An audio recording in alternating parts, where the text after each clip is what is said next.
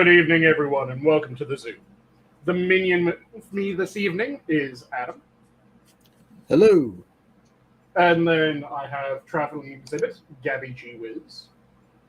Greetings, everybody. And, of course, as it is a Friday, I am once again the keeper, Sanguine. How are both of you doing tonight? Well, it's Don't Friday. Jump in at the same time. So you started saying something, Adam. Let's go for you first, then. Oh, shit. Well, it's Friday. So it is. Yeah. We salute you, Captain Obvious. And as being Friday, it's also to maybe a surprise. It's the end of the work week. So or for some people, I don't It's about to start my work week tomorrow. Oh, damn it. I wasn't really prepped for this. Why did I go first? Poor life choices, I think, is the answer to that. Yeah, well. Hey man, I didn't dream of working at the Dairy Queen for 9 to 5. Your dream was to get the late shift. Yeah.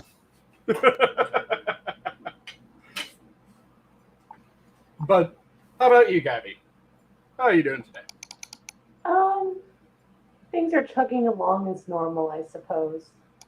I mean, there's stuff happening in my life in the background. I might talk about it later. I don't know. It's just been like a lot for me personally, but I'd rather talk about something far more entertaining. And there's, especially with the interwebs, there's a lot of that going around.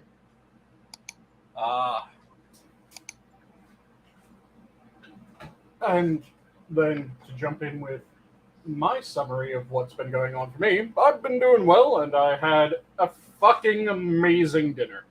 Oh, good God, damn. What did you make this time, bro? Did you make the LGBT sandwich? I was able to hit the farmer's market on Wednesday. And one of the stalls at the farmer's market sells Mangalitsa pork. Have either of you ever had Mangalitsa pork? I think this is the first I've ever heard of Mangalitsa pork. Oh, thank God I'm not the only one. I haven't heard of that either. So, hold on. This is, for some reason, my brain is equating this with Damascus steel. It is not quite the same as Wootz steel or true Damascus as it's commonly known. Yeah. But it is. Does it look like a heritage hog? So it's royalty. It is a very specific breed of pig that has very different characteristics to standard pork. One of the main things that defines Mangalitsa pork is it has this rich, buttery fat rather than standard pork fat, which pork fat in and of itself tastes really good. Mangalitsa pork, oh good God, it's an entirely different thing. Oh, it's amazing. And then the meat ends up a little bit darker in coloration, so it's a deeper red when you get it than the standard kind of light pink of standard pork. So it has a meatier taste, it has that buttery fat, and just everything about the flavor is dialed up in the most spectacular manner. Now, here's a question, Sanguine, that I don't think has been proposed to you before. What type of wine would you suggest to go with such a dish? It depends on the other accompaniments that you're having with the dish. So, well, hold on, wait. Does that usually go with every other thing? I thought it was always just like whatever the slab of meat that you got that the Well, the wine. thing is that pork can go with either Hold on, white wait, or red. wait. Let me get my notebook. I'm gonna take notes. I gotta try and impress. Yeah, the hot date coming up that yeah, you're yeah. trying to impress. So hold on. So let me. Okay. All right. Go ahead. So pork can go with either red or white depending on the preparation of the pork. So with the way that I did it tonight, I had the absolutely amazing Mengalitsa pork chops that I dry brined for 24 hours. And then I made a mushroom broth out of some roasted mushroom stalks that I had kicking around. Then cooked the rice in that, added a pat of butter, had some mushrooms that I did up as Irish whiskey finished mushrooms. Whiskey mushrooms. Oh yeah, just like the 4th of July mushrooms that we had. Yeah, those are fucking yo. Nice, very Yeah. nice. Yep. They're delicious. Yeah, for you, Gabby, what I did was a couple years ago, I went and spent the 4th of July with Adam and Inquisitor. And I made 12 pounds of steak. That's not an exaggeration. I made literally 12 pounds of steak. We got some good. What was it? New York?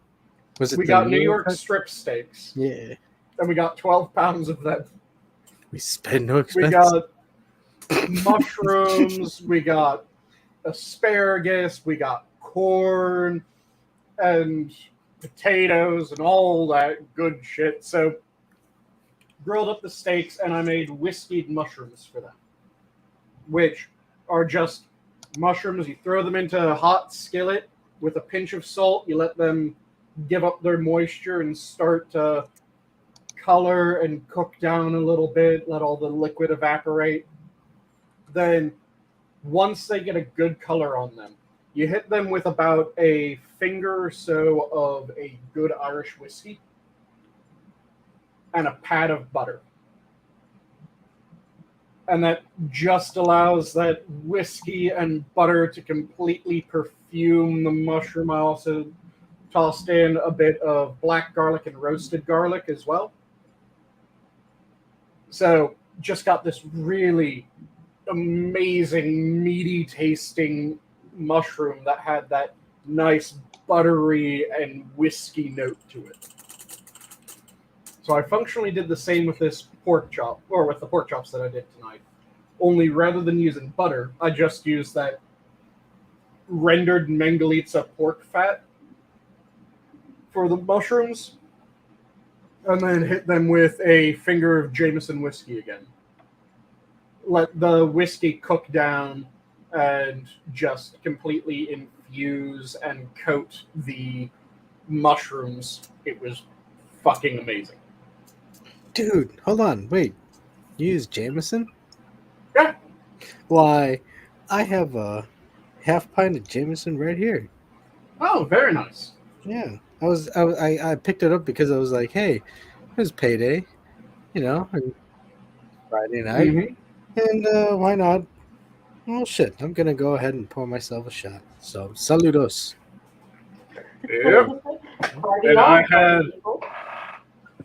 a finger of writer's tears with dinner, but since you're currently drinking, I'll quickly pour myself a finger of Red Label. One finger for you would be like, well, 2 fingers to me. So would be like a finger and a half, 2 fingers, yeah. Yep. No I joke. have absolute sausage fingers. No, well, I mean, I'm also a little, not a little person, but shorter than your average bear, and you are also a giant. I'm a giant Tolkien dwarf, yes. Yeah. So, Sláinte. Ah, fantastic. But I had the pork chops with that mushroom rice, the whiskeyed mushrooms, And then I poured a finger of writer's tears, as well as a pint of harp. Oh, and I also trimmed some of my black-seeded Simpson off the plant and just made a real quick salad, tossing on some balsamic onto that. And that was my dinner for this evening. Oh, good God, it was fucking amazing. Bro, I'm eating hardtack, beans, and some hot sauce. Like, what the fuck? Is it actual hardtack? Yeah. Yeah. I learned how to make it. For some reason, it stuck. And You learned it from the Townsends, didn't you? No, I think it was a bit in school where they were like, "Hey, we're gonna teach you about Civil War, and this is hardtack. This is what they made," and it literally is, just salt, wheat, or salt, flour, and water. Yep. and it's like, yeah, that's why honestly, that's why when you produced the llama spread, I was like, oh my God. We could have had this. Sitting there fucking chewing on wheat cakes. Yeah, no. Shit. So which way did you have your hardtack? Did you do it as just the hardtack cracker itself, or did you dissolve it in a bit of water and go for the hardtack porridge? Well, oh yeah, well, I don't really have bits of meat, so usually when I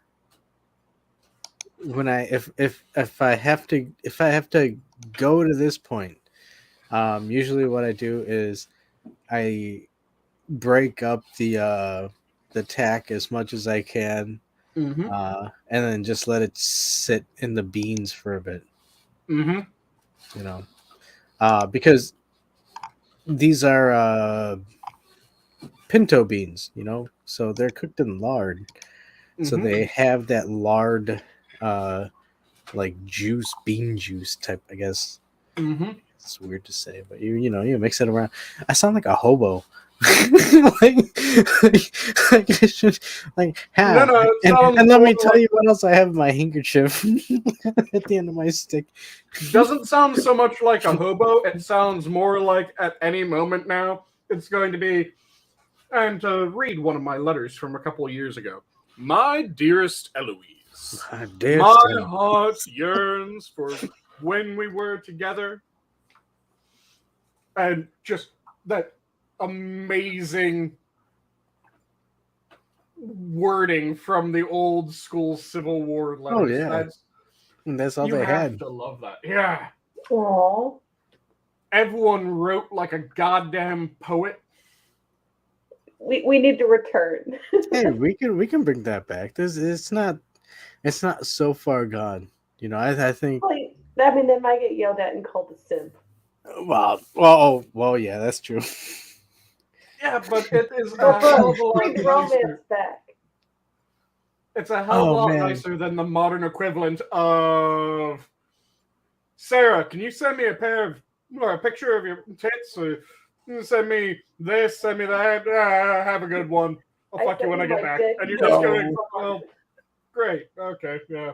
I would say it's.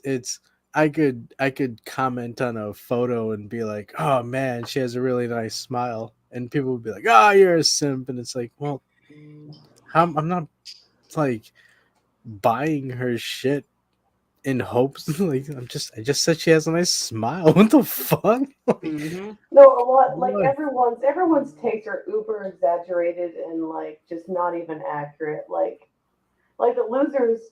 Like, oh, I saw this ridiculous tweet. This guy was like, women in their 30s are really out here bragging about being financially independent like it's a good thing. I'm like, what, you want her to be a broke-ass bitch or like to be a gold-digging 20-something? Like, why is having a stable partner not a good thing? What? Nani the fuck? Now I can understand if rather than saying it that way, if they said people out here acting like having a job is a substitute for having a personality.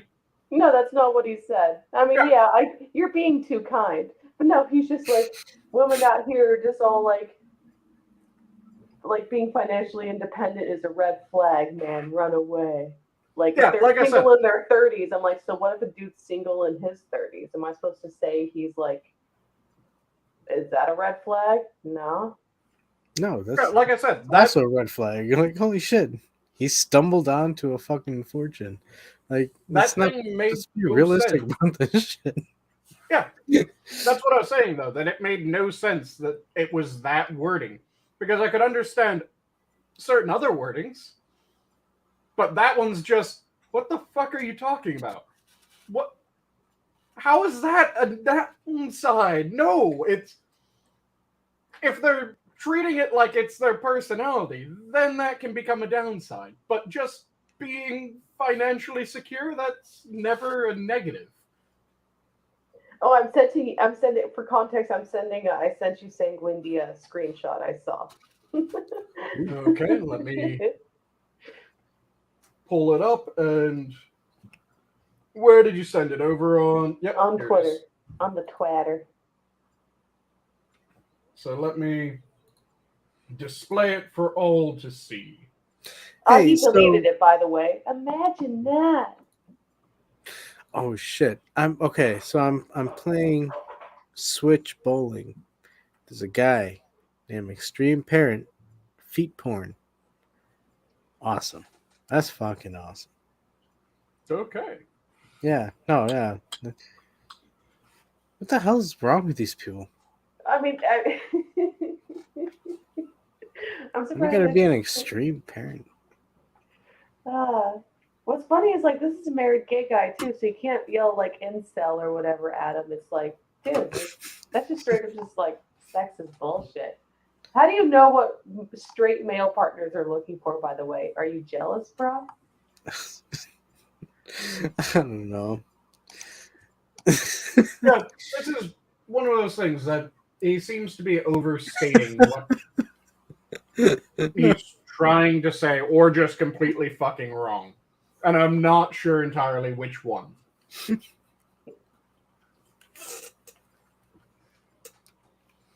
Because the only thing that saves it at all, and it doesn't really do as much work as it should do, is the trying to impress men part. Is the only part that's going, okay, there might be something that he was trying to communicate. He botched it, but there is something that he might have been trying to communicate. None of the guys who cheated on me, used me for my money, complained about me being financially independent. Oh yeah, like I said, it's... and if I depended on them, I'd be homeless. So no wonder. Like, taking care of myself is a red flag. Okay, bro, then I'm a siren. Wee.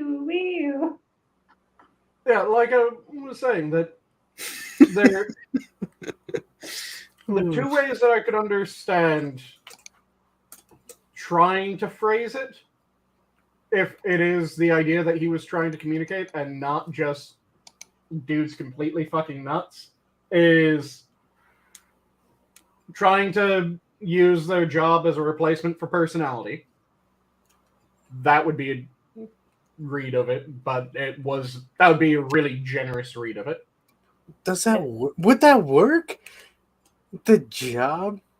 Well, some people are workaholics, but I mean, yeah, there are a lot of the people. kind gentleman he always is.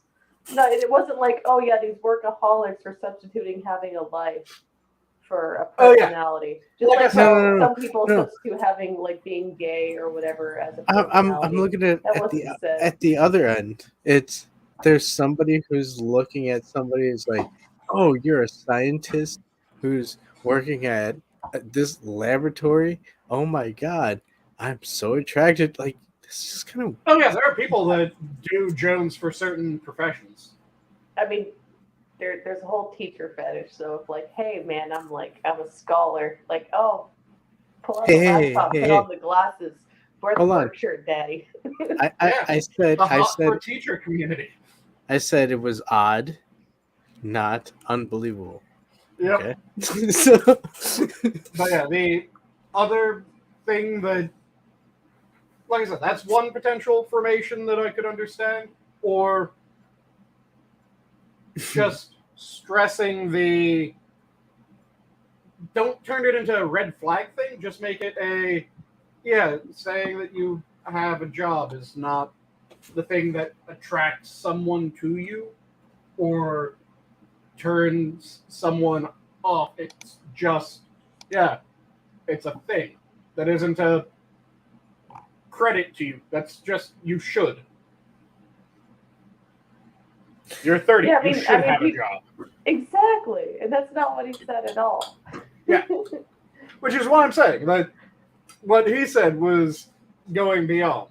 But those would be two formations of something that he could have been trying to communicate and just failed. That would make some semblance of sense. What he actually said doesn't.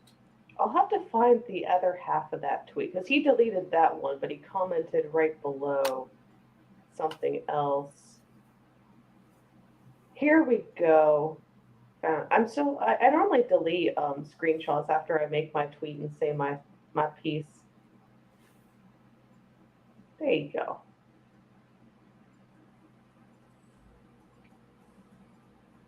And as oh yeah, he accused us of riding the cock carousel. I love that phrase. the cock cares. Oh, Where was I when that was in town? no. Where were they selling tickets for that? I I mean, I wouldn't have bought any, but I'm curious. I would have browsed the webpage. I'm pretty sure there's companies that will produce a cock carousel. How does that even work? You can only do so many at a time. Yeah, You know we're it's live, just like right? you can only ride one horse on the carousel at a time, but you can switch between them every so often. And yeah, as Assassin of the Grey is saying, there's a lot of people that try to substitute degrees for personality as well. Hold on, I gotta figure out a way to talk to chat. I completely forgot. I'm so sorry. I love the chat. Aww. Yeah, strong and independent is a red flag. Ready to settle down is a red flag. It must be whores. Run. Okay. Yeah, there's a lot of people that overstate shit, which is ridiculous when it's overstated in specific ways. And yeah, like I said, Assassin of the Grey brought up something, and those are the people that try to use degrees as replacements for personality. And as if there's something that's supposed to immediately cow a person. This is something that keeps on driving me crazy when it comes to how science is discussed now, because you always hear, well, you need to listen to the experts. Do you fucking understand what science was like in the early days and how it was done? Because that was part of the thing that made science what it was. The fact that, yeah, it doesn't fucking matter who says what. What matters is it correct? If it's correct, then congratulations, you said something that was accurate. Didn't matter if you said something that was accurate and you had a storied history in the field, or if you said something accurate and you were a complete unknown quantity. My favorite example of this is the origin of the student t-test. I've talked about this several times before, but the overview is there's a statistician, Fisher, who came up with a statistical test, the F-test, and published it. He was in the field for a good long period of time, well-known statistician. Then someone realized that the F-test failed in a very specific way every time. So he came up with a correction for the F-test, called it the T-test, and because he was doing this when he should have been working, he tried to hide himself by not publishing it under his name, but rather publishing it as just the alias student. So he published it, got it through the publishing, the peer review, all of that. No one knew who the fuck he was. They just looked at what he did and they went, yeah, this is actually accurate. And the student t-test, despite no one knowing who it came from, despite the person not being anywhere near as prestigious as the original publisher, Fisher, of the F-test, the t-test became the predominant test when you were looking at the two. The guy also had the greatest job known to man. He was the quality assurance and taste tester at the Guinness Brewery. Yo. It's a nice job. Yeah. Mm-hmm. So his entire job was to test and taste beer throughout his work shift. That is a fucking amazing job. He spent his time dicking around dealing with stats instead of drinking beer and testing it. I mean, in all fairness, though, for anybody who's in there thinking, "Oh, he's getting drunk all day," no, it's kind of like the wine tasting where they just kind of swish it around and they spit it out. Yeah, they do a sip at a time, and Yeah. they don't swallow. It's not that much fun. It's an actual taste test. Like, Yes. they are tasting the batch of the Guinness. And if you like Guinness, I like Guinness. I love. Oh, I fucking love Guinness. Yeah, I can drink a place dry very easily if it's Guinness. when we have our chat, I gotta talk to you about I have no beverages now, and y'all are making me crave beverages. Whoa!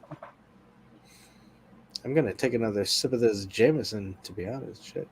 Because I'm fucking horrible at this. I can't believe that I'm this bad at bowling.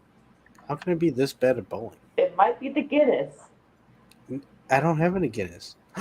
It might How many be. times I have you need a had Guinness. Jameson? Oh, just the one.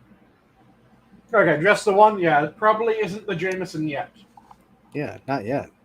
Give it time. Eventually, it will be the Jamesons while you're so bad. Yeah. Give me 2 or 3 more. But yeah, no, yeah.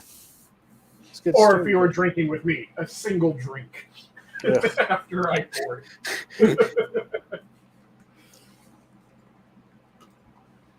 Because again, not every finger of Jameson is equal.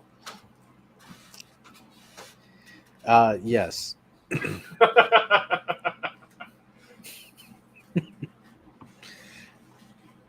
Oh yeah, it's just one of those things that it drives me crazy every time that I hear, well, do you have this degree? And I'm going, you don't need the degree. Is what they're saying accurate? I don't give a shit the provenance of an idea. What I care about is what is being said actually true?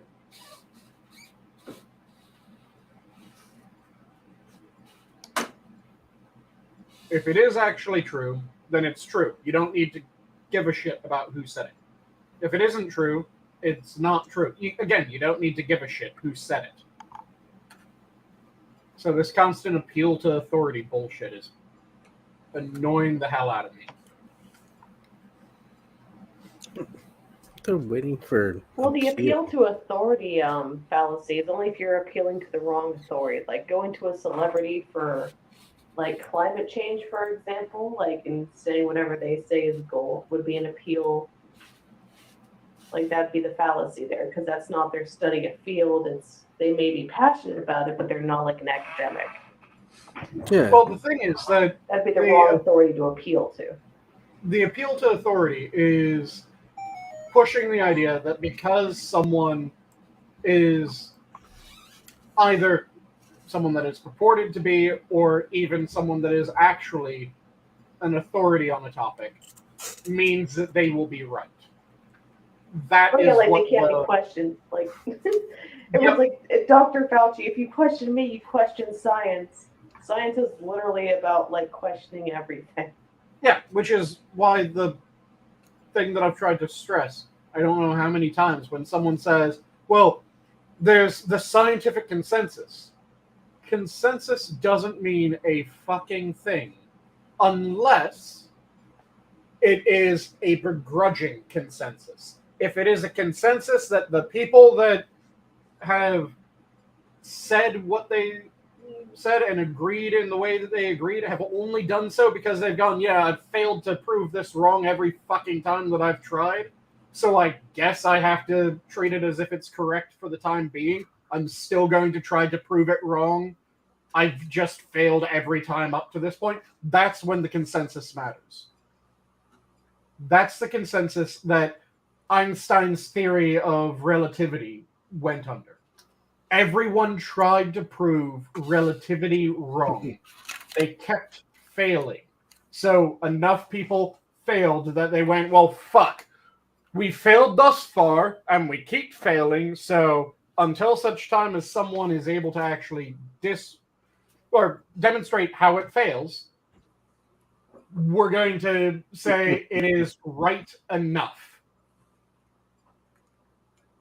That's the same thing that happened with evolution. It became something that was considered right enough because a bunch of people tried to disprove it, and they failed to disprove it.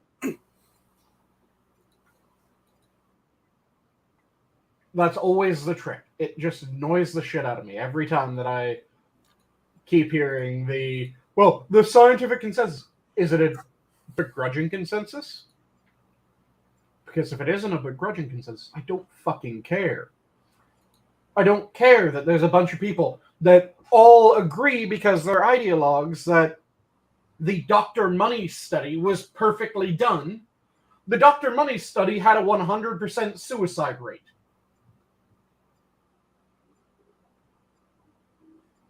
It wasn't perfectly done. It isn't something that anyone should be taking with any real credence. It should be something that everyone looks at and goes, well, that's fucked. Yeah, actually taking a second look at it, you know? Yeah. In the very least. Yeah. I don't care if everyone wants to believe the Dr. Money study, so they say the Dr. Money study is accurate. It isn't accurate. It's still fucked. Stop. I don't give a shit if everyone thinks that the Seralini paper is accurate. It isn't. And it is clearly not accurate. What matters is it actually correct? And anyone that actually looks at that shit and considers what they did, what they said that they did, what they say that they proved, they'll go, yeah, this doesn't actually do any of that. The Seralini paper being a really easy one. They said that, glyphosate causes cancer because we took a specific breed of knockout mouse and we ran it through a experiment for 3 times longer than that specific breed of knockout mouse tends to generate spontaneous tumors. And then we found tumors in this specific breed of knockout mouse that generates tumors normally. Spontaneous tumors sounds horrible. Yeah. Can you imagine just like randomly tumors just sprout out of your fucking body? Oh my god, that's fucking horrible. That's exactly what happens to this specific breed of knockout mouse. This specific breed of knockout mouse has one of the genes that is responsible for cancer suppression suppressed. So cancers form ridiculously easy in this mouse, to the point where cancers will form about every 2 months of life. You'll end up generating ridiculous tumors within this breed of mouse. So it's known that 2 months after you have this mouse, it will generate tumors. They ran the experiment for like 8 months. That's so terrible. And then they went, yeah, see, this clearly shows that glyphosate causes cancer because the mice ended up with tumors. Yes, they already generate tumors in a quarter of the time that it took you to run this experiment, they generate... This didn't prove a fucking thing other than you're sociopathic.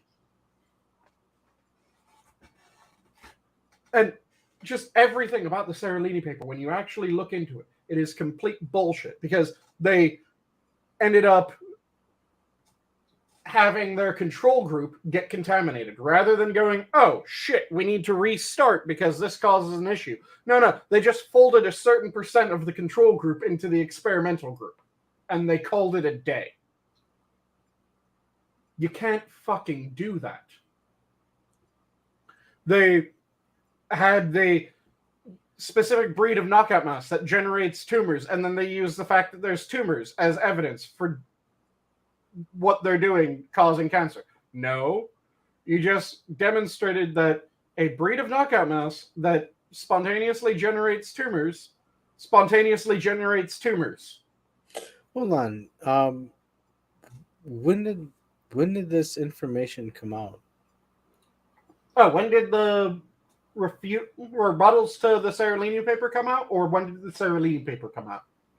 Well, both. Just to give it a rounded viewpoint. Okay, so let me quickly look up the Seralini paper.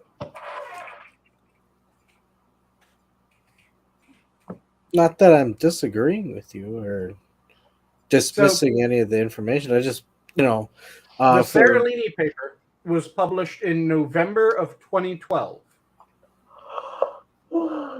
The earliest rebuttals for the Seralini paper came out in November of 2012.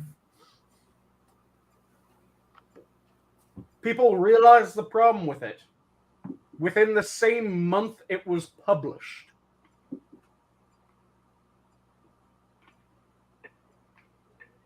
Damn. Yeah, it was one of the most ridiculously fucked studies to start. I've said it before. The Wakefield paper, the Seralini paper, and the Dr. Money paper are goddamn the unholy trinity of shit research.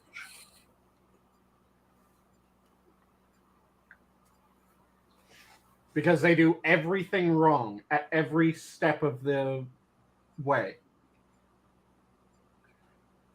Since another one of the major things that the Seralini paper fucked up was the Seralini paper was published to prove that glyphosate caused cancer. They chose a bunch of rats or mice or whatever that already get tumors and shit. Yep. And just the phrasing of what I said should also put out a massive red flag whenever you hear that a scientific study is being done to prove something, not to find out if something is accurate, not to find out what is the actual effect of such and such on the world. But when it is, this paper is to prove that glyphosate causes cancer, this paper is to prove that vaccinate or the MMR vaccine, the 2-dose MMR vaccine causes autism, when it is, this paper is to prove that sex is or that gender is a socially constructed concept, you know that it's going to be bullshit, because you don't do an experiment like that to prove, because it's already saying that you have a end result that you're looking for. Yeah, it's like twisting facts to suit theories instead of changing your theories to suit facts. Yep. It should be that the paper is being, or the experiment's being done to see whether glyphosate causes cancer. That could have been a valid paper, but the fact that it was to prove, no, it was fucked. Then you look at the actual methodology and you're going, oh, good God, this is beyond fucked. And then you look at the analysis and it gets even worse. Literally, this paper failed at every single step of a scientific paper. It failed the motivation. It failed the hypothesis. It failed the methodology. It failed the data analysis. It failed the conclusion. It failed every fucking aspect of a scientific paper. But people keep on using it as, see, this paper said this. I don't give a shit. It's wrong. It's wrong, and I can explain why it's wrong. It should be rejected by fucking everyone.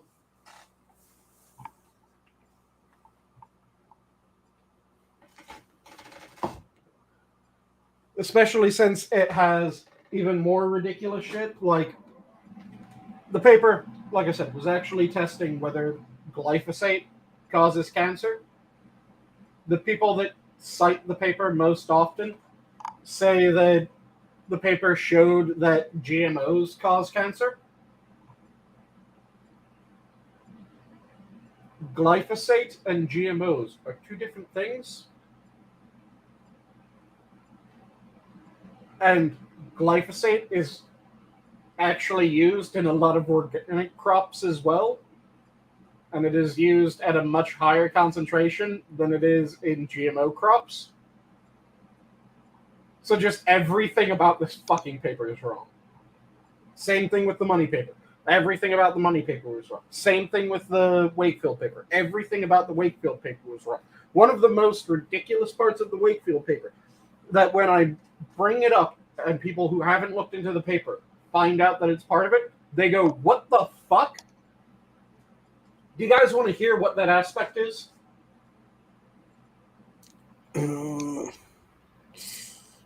Yes. So part of the Wakefield paper was every child that was part of the Wakefield experiment had to have a colonoscopy. Oh, I don't think I want to hear about this anymore.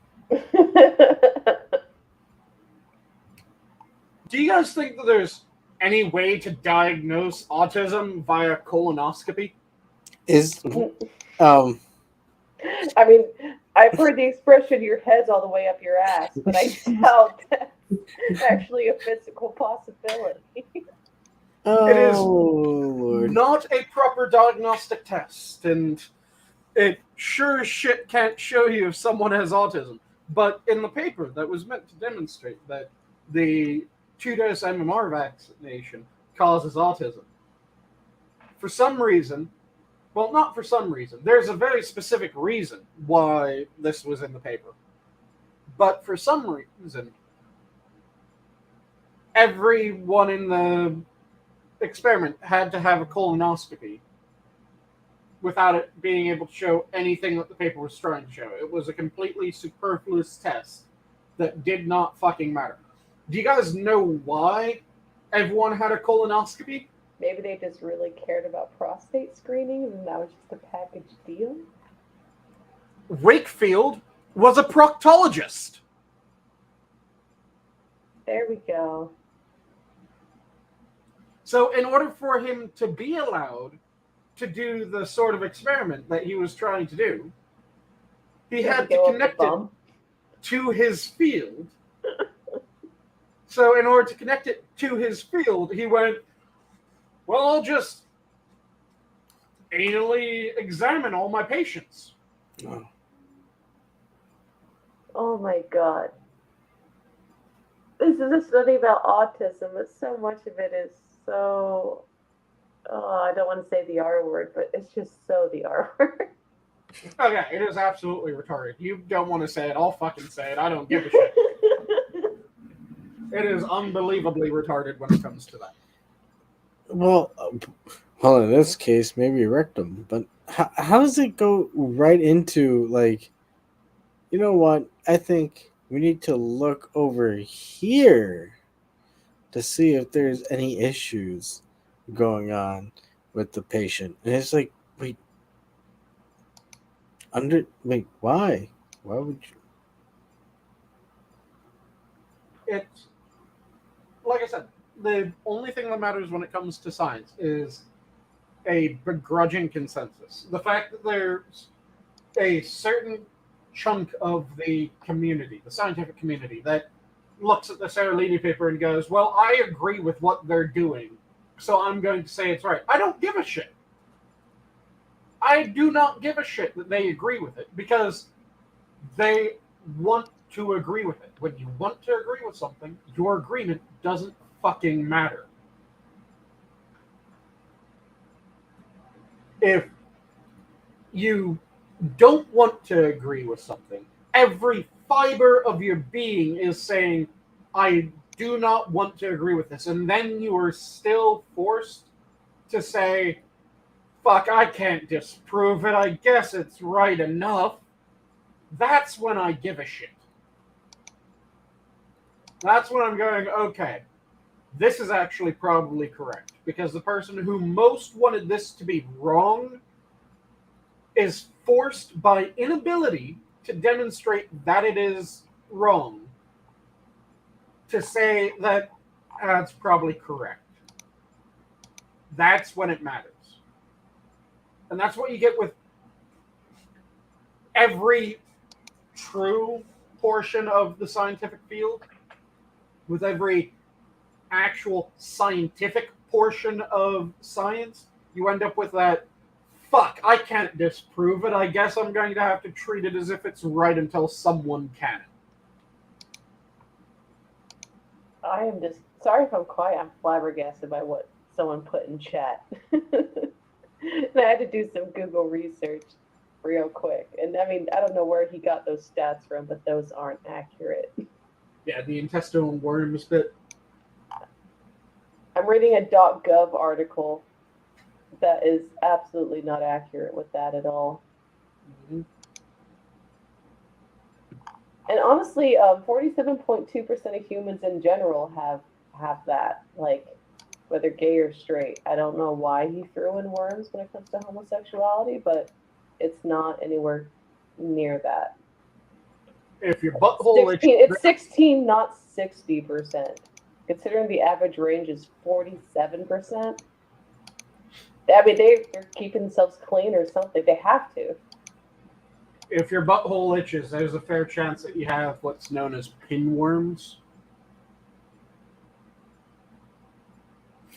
I love how just wildly off track this whole convo is going. Why am I Googling intestinal worm? Yeah, I don't want to know. I don't know. What is happening? No.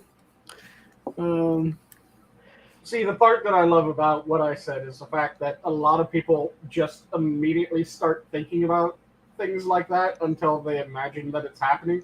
So there's probably a fair number of people that when they hear, yeah, if your butthole itches, there's a fair chance that you have pinworms, the butthole starts itching. Welcome to the internet. No. I'm thinking of that song now. You guys know what song I'm talking about? Welcome to the internet. Mm-hmm.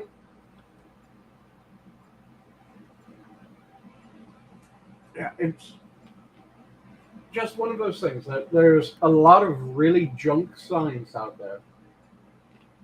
And unfortunately, there's certain fields that have been completely overrun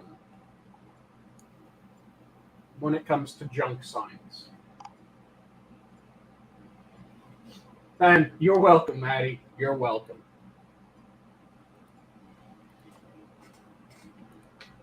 But yeah, there's a large number of fields that have been completely overrun by junk science because they've confused consensus for begrudging consensus. Just because you're able to fill a room with people that go, yeah, that's right, doesn't mean that it's right. You actually have to test it, see if it's right. When it comes to like remember those social justice articles that came out like a couple of years ago? It's actually a group of people who came together and like just spun some bullshit and threw it out there. Mm-hmm. Helen Pluckrose, James Lindsay. Yeah, they made, what is it, like 24 or so articles, like, just to see what got accepted. And so many did, like homosexuality in the dog parks. Or was it toxic masculinity in the dog parks? I can't remember. It was all nonsense. It was toxic masculinity and rape culture in the dog parks. And there were a number of their papers that were just segments of Mein Kampf that were partially rewritten. And when I say they just partially slightly rewritten, reworded it, but yeah, those got accepted. They just substituted the societally accepted norms, like white men and cis people. yep, it was just a instead of the find and Jews. replace. Oh my god, yeah, those got accepted. I just apply forehead directly to desk. Mm-hmm. But yeah, it was I wonder just. what those guys are up to now. Oh, and a number of them are still just out there trying to disprove a lot of the horse shit that's being said. Because James Lindsay is still out there trying to raise attention to the absolute bullshit of CRT. Yeah, it's so nonsense. It's not like it's not a hard science. There's a lot more. There's a lot less peer review and like repetition in the method, like the study method, whatever, conduction, like in hard science than soft science. But the fact that the last couple of years we've really stressed the soft sciences, not that those aren't important, but like it's also really important to stress where the fallacies and where like they can go wrong come in, and someone does it, and oh, you know what, you're bigots. Nope. Campaign's coming up. We gotta say white people evil. And the thing is that you can still soft sciences, some of them are still important. They just need to be overhauled. Because it used to be that the vast majority of experiments in psychology you could replicate. So you'd be able to do like 75% of experiments within psychology could be replicated, and you'd get results that upheld the previous experiment. There was actually a massive meta-analysis of experiments where a series of labs just redid a shit ton of experiments from a year. Care to guess what percent were able to be replicated in psychology? How many? Less than a third. Oof. Less than a third of all the experiments published in major journals. Because we aren't just talking about Mickey Mouse journals. Have you guys heard the phrase Mickey Mouse journals before? I haven't. So a Mickey Mouse journal, it's a phrase that you'll hear in science a fair bit, is a journal that all you do is you pay in order to get in it. It doesn't really have a peer review process. You just pay a specific amount and boom, your article's published in this journal. They are the lowest of the low when it comes to scientific journals. So it wasn't just in those Mickey Mouse journals, but it was in actual journals, like I think it was in Nature Psychology. And yes, Camel, I saw that you sent me a link. And when I say that he sent me a link, I mean, here, let me just show exactly. What are we watching? Uh-oh. By he sent me a link.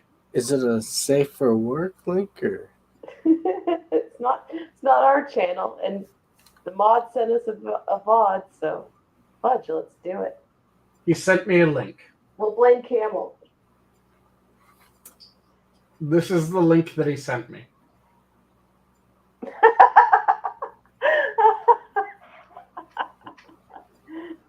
What is that? That's late. It's a link. It's one of the links from one of the Zeldas. That's cute. That's so cute. I think what he's asking for, though, is I think he's asking for the link by sending me a link.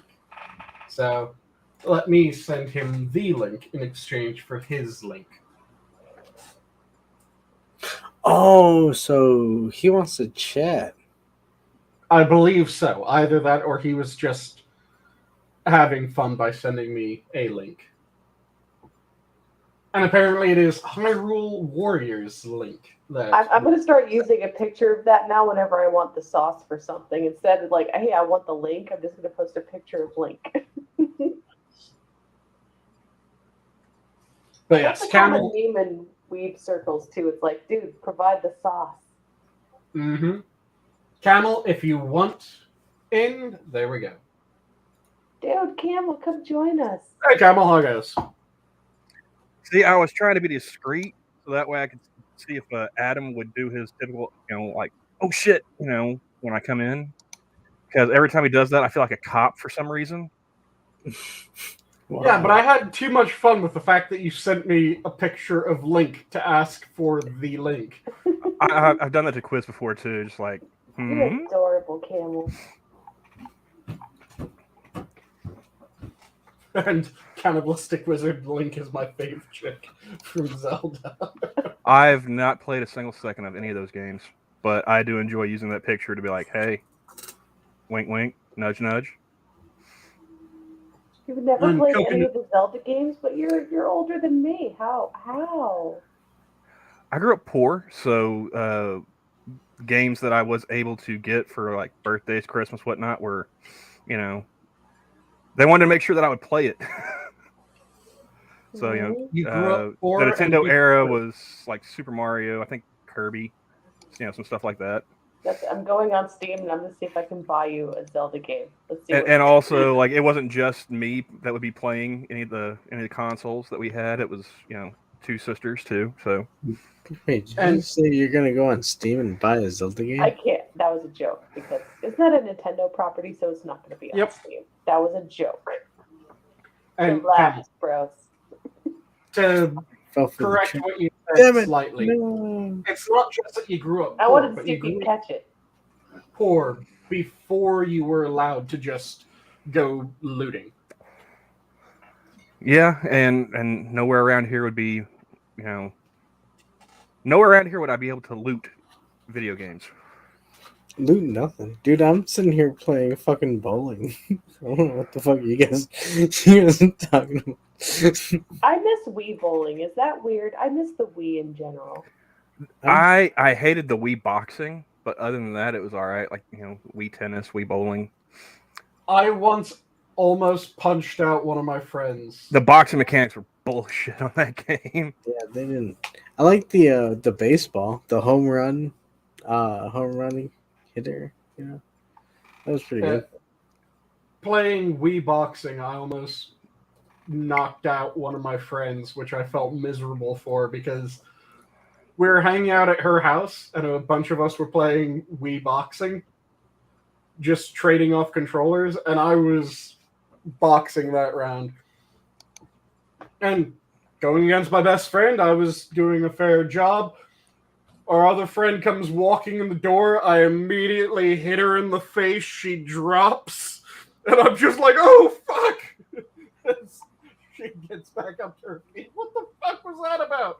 And I had to explain as my friend was ruthless and just kicked the shit out of my character while I was dealing with the fact that I just punched one of our friends. I knew that sounded familiar. Okay. That's, yeah. I'm sorry, what's going on here? What I missed? Just the story about how I accidentally almost punched out one of my friends. Oh, sorry. Twitter brain. Nice. Now, the New York Post is talking about it. You guys ever watch My Strange Addiction? Yes, I've seen. You remember the guy that was in a sexual relationship with his car? I think that's happened more than once. Well, this guy was. I specifically referenced this guy because he was on that show. I don't ever remember actually watching that show, but I remember hearing about this asshole. And apparently he's back in the news for some reason. I just started reading. It's like, oh yeah, I remember this nerd. And it's not even a cool car. It's a 98 Monte Carlo. Mm-hmm. It's not like a muscle car. It's not like a Mustang, fastback or a Charger, Challenger, a GTO. None of that shit. It's a 98 Monte Carlo. Mm-hmm. Yeah, it's not exactly the sexiest of cars. It could be worse. It could be a Pinto. You don't want to bang that in the tailpipe. You might explode. Exactly.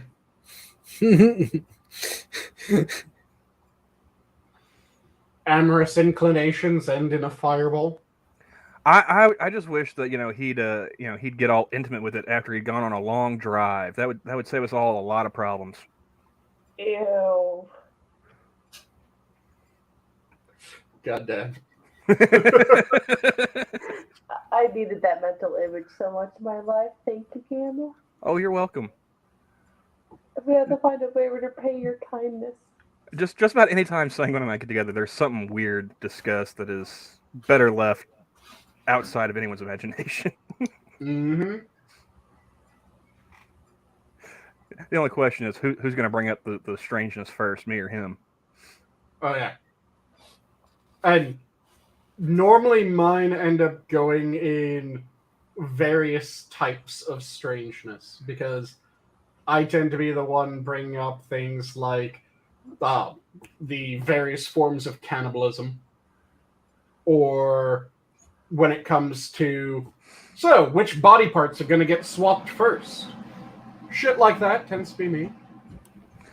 And I love how they say that this guy suffers from objectophilia, whereby individuals develop strong sexual or romantic feelings for a specific inanimate object. Some academics have theorized that the condition could be linked with autism. Why is everything linked with autism these days? Why can't it just be he got beat too much or not enough as a kid? You want to know the real reason why everything is linked to autism? Please do tell.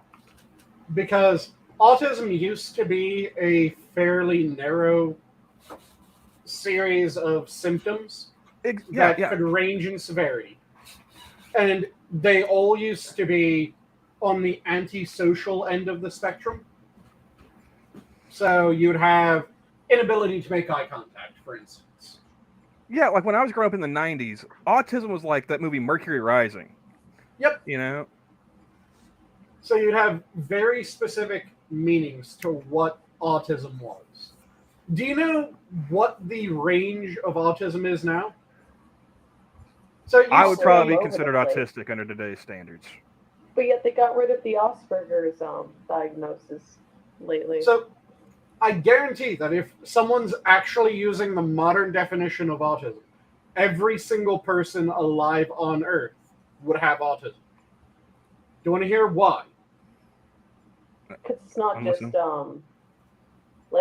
it's not a real. I mean, there's, like you said, like it's a range of spectrums. You can either be totally handicapped by it, or it could just be like a social, like, inability to connect with people. Like it's that's it's how very it used wide to be. range. It used to be that it would be from the people that had difficulty connecting with people. So I'm diagnosed as Asperger's syndrome. Asperger's syndrome has now been folded into high-functioning autism. Me too, So- buddy. High five. Nice. So when you're looking at that, one of the symptoms is the difficulty to inability to make eye contact. So someone with very low levels will feel really uncomfortable, but they can make themselves make eye contact. Someone who has a severe version will damn near go into a panic attack when they look someone in the eyes. Do you want to... So most of them were along those lines. And you'd have, for instance, another symptom was the difficulty to inability to read facial and bodily expressions. See, now this story So- just keeps getting worse. I started reading further on. Well, before we go further into the story. So you have the difficulty to inability to read facial expressions. When I did the testing for Asperger's syndrome, I got worse than if I was randomly guessing. So I have a really hard time reading facial expression and bodily expression. But that was the old scale. The new scale is you have everything from an inability to read bodily expression to a hyper focus on bodily expression. Does it count as autism if I just don't care about your bodily expression and I don't bother reading it? Well, under the current definition, effectively it would, because it includes everything from an inability to a hyper capability. You guys, I might be a little autistic. Yeah, they've made it so that autism now covers everything from antisocial to hypersocial. Where would Ed Gein fall on the autism? Say again? That seems weird to me to add the hypersocial part. The hypersocial part makes no fucking sense. And Ed Gein, under the original, he was slightly strange. He might have been on the moderately functioning. He wasn't completely incapable of functioning, but he was not able to function normally. So if he had it under the original spectrum, he probably would have been in the moderately functioning. With the addition of hypersocial autism, it makes no fucking sense because you've literally just made it so that it ranges, or its range includes every person alive. When you include a inability to make eye contact with a hyper focus on eye contact, yeah, that includes. Yeah, that makes no sense. Standard it's like Tess focus. Holiday being bulimic. Yeah. So, and that's what they've done with it. They've just expanded the definition to the point where it's fucking meaningless. And that's why almost everything's getting associated with autism, because when you have a definition of autism that is every single person to have ever existed and that will ever exist is technically autistic. Yeah, everything is associated with autism because everything's associated with people of some stripe or another. So check this out. I didn't know this part of the story when I first heard about this weirdo. He bought the car in 2007, right? So this is a 98. He bought it in 2007. So 9-year-old car at a resale lot. And he named it Chase. So he's in a gay relationship with his 98 Monte Carlo. And he was a groomer. What was the name of that TV show where that came from? Because there was also a chick who liked to do her plastic laundry baskets. Again, My Strange Addiction. Yeah. It's also the show that had the woman eating her mattresses. Yep. Mattress and couch cushions. I was like, that's not an addiction, dude. You're just, like he likes to jerk off while standing next to the parked car. It's like, I hope you have a garage, motherfucker. Otherwise, you should definitely be on a list. Yep. I can't remember where the news story was from. I remember a couple years ago that there being a police bulletin to be on the lookout for someone fucking cars. And there was video recording of this person just going down a line of parked cars and having at their tailpipes. Wouldn't that hurt? He said he spent 5 years secretly having sex with the vehicle, saying he was scared of the judgment he would face if he revealed his objectophilia. Like, you should, yes. Yeah. Well, why are you going on TV and everything, telling people about this? You should be judged. That makes no sense. If you were worried about the judging, why haven't you seen a therapist? What did your therapist tell you to go on TV about this? Why? Oh, here at the end of the article, Sanguine. He's not the first person to attempt to have sex with a vehicle. Back in 2018, a drunk Kansas man was arrested after trying to put his penis in the tailpipe of a parked car. Yeah, he was drunk. What's this guy's excuse? Right. Well, there's also the women that have fallen in love with various structures. Oh, like the girl who wants to bang her inflatable Boeing airplane. Sorry, what? There's the woman who wants to marry one of the train stations. Which, if you're marrying a train station, how many trains have been through that station? Are you marrying just the most worn out slut in existence if you're marrying a train station? Wait, I think we actually have another story about the lady sexually attracted to an airplane. She had it wasn't as a model airplane, I think.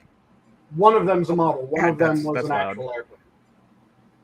There's also the girl who married her chandelier, like she came out of frickin'. Yeah, this one's from 2019. Meet Michelle Kobke. It's got the umlaut or whatever over the O. 30-year-old from Berlin, Germany, who's in love with an airplane. She has objectophilia. Yeah, we already know what that's called. And she claims to be in a relationship with a Boeing 737-800. Yep. Okay, so that's not the model airplane lady. That's that's the airplane lady. Full airplane lady. Well, see on the link from the car fucker article, they say, profiled about her unorthodox relationship with a model airplane. When the video starts playing, she's hugging an actual plane. Yep. So I do have to ask, how many people have been inside her desired? Oh, that plane's a slut by any measure. Yeah. Mm-hmm.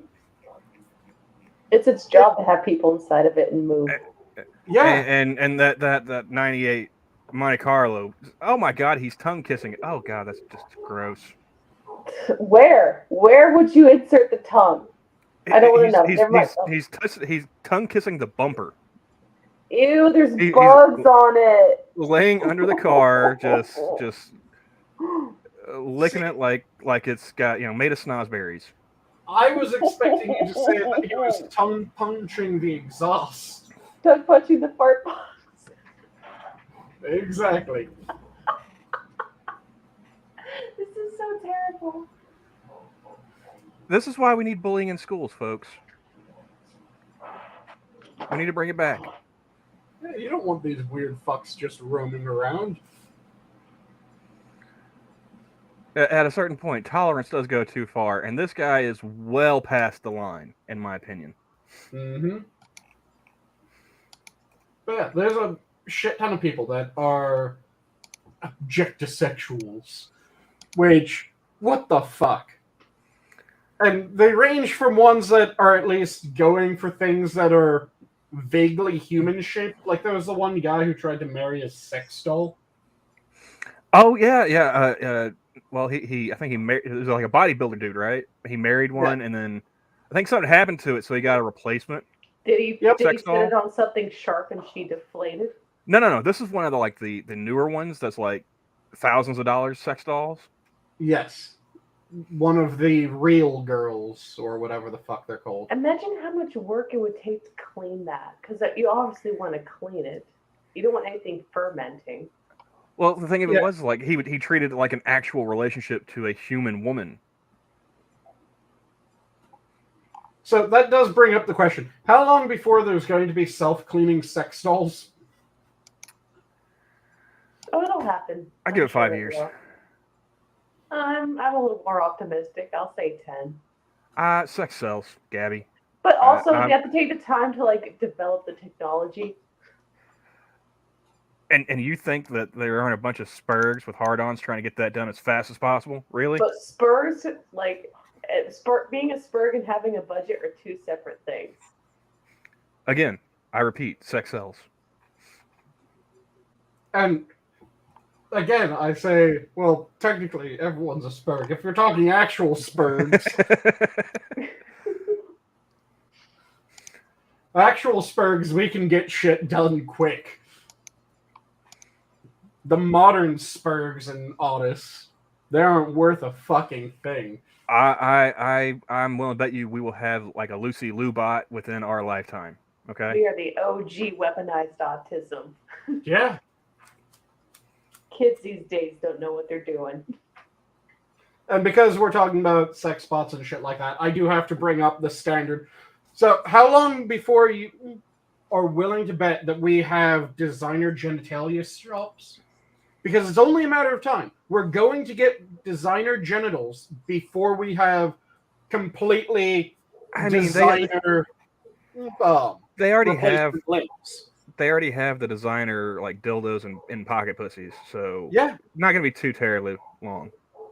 yeah, it's just enough time for them to figure out how to wire the nerves in. Then the moment that they figure out how to wire the nerves in, you'll be able to just go in and be able to choose your fucking nerve density for your new job. Wait, you're talking about for yourself, not for your sex bot. Okay, that one probably a bit longer then. Yeah, like I said, it's the thing that I'm just expecting at some point is going to happen because we're fucking perverts. And there's no way that you could convince me that people won't go, hey, we can make replacement limbs. Can we make replacement genitals? Well, Well, I mean, you already saw the they're one already dude. growing that. Yeah, the guy the one who's dude growing had his a penis dick on on his his arm. Yep. But I'm talking not just growing them like that. I'm talking completely modified. So that you'd be able to go in and say, I want it to be this long or this deep. Oh, like cyberpunk status. Yes. Dude, I mean, Down there's to gonna be- be a limit. There's gonna have to be like They're an already imposed. tattooing eyeballs and shit and doing forked tongues. Well, no, I was saying for the genitals, there's gonna have to be an imposed limit because there's not a man on this earth that's not gonna be like trying to get the biggest schlong possible. Oh, yeah. If you let it go with no limit, it's gonna be like the Joe Rogan bit about dick pills, where you gotta like carry them around in like a wheelbarrow. Yeah. And women are gonna have to develop like pterodactyl pussies to like be able to like jump off a cliff and hang glide away from like the big dick dudes trying to chase them down to fuck them. Yeah. Like I've said before, it's going to be a shop that there's a fuck ton of people just going in. Doesn't matter what their skin tone is, just because they've fallen into that well of porn, they're going to be asking for bigger, blacker dicks. The whitest guy on earth will go in. Bigger, blacker dick, please. And it'll just be what it is. Why are you Some guys people sending will my keep it- mind to these weird places? I don't like it. Mr. I'm Dax curious, but I don't like it. told me don't challenge the Terry penis. I'm not trying to. I'm just telling you that if you make it to where you can customize your genitalia however you want, dudes are gonna try and go big or go home, right? And now that Terry's in chat, that just reminded me of what I was bitching about. Was it last week on Jack's night? Or on Johnny's night, rather? When I was saying that I heard about the threat of domestic terrorism. Do you remember, Camel? I think you were on that night. Was that last night or was it last week? I think I'm saying, was it last week that it happened? Yeah, last week. Yeah. So, Terry, you have to answer, because I've heard on good authority from some gormless fuck in Congress that one of the major threats to the United States is domestic terrorism. You're the only Terry that I know. What the fuck's going on with domestic terrorism? Is that just your new religion where you aren't allowed to leave your house? Yeah, that was the terrorism was his religion when we were playing Civ 6. Nice. So, is domestic terrorism just the shut-in version of standard terrorism? I don't know, man, because terrorism spread across the map pretty quickly compared to the rest of us. Like he was pushing that. I think he actually won a victory because of the spread of his religion. See, that's the thing, Mr. Dax. It wasn't just a standard bit of terrorism. It was domestic terrorism. And it can't just be that the congressman was such a gormless fuck he didn't know that the word was pronounced terrorism. I mean, he was in a position of power in the government, and why would we ever elect someone so fucking empty-headed that they would think the word was terrorism rather than terrorism? I mean, I've heard some of those Congress people speaking, and I feel like I needed subtitles with some of them. My favorite, hands down, is still is Guam going to capsize? Oh yeah, Hank Johnson, that was a good one. Yeah. That Because you could almost see that military dude, like the look on his face was like, you know, don't say what the fuck, don't say what the fuck, don't say what the fuck. Yep. Because you know, if one of his subordinates or something like that, he would have chewed some ass. Yep. What the fuck are you thinking right now, Lieutenant? I was thinking the motherfucker asked if Guam would capsize. No, like if a lieutenant had asked that question. You know? Oh yeah. But it was just, what the fuck? How the hell do you end up with domestic terrorism? How are you that goddamn feckless?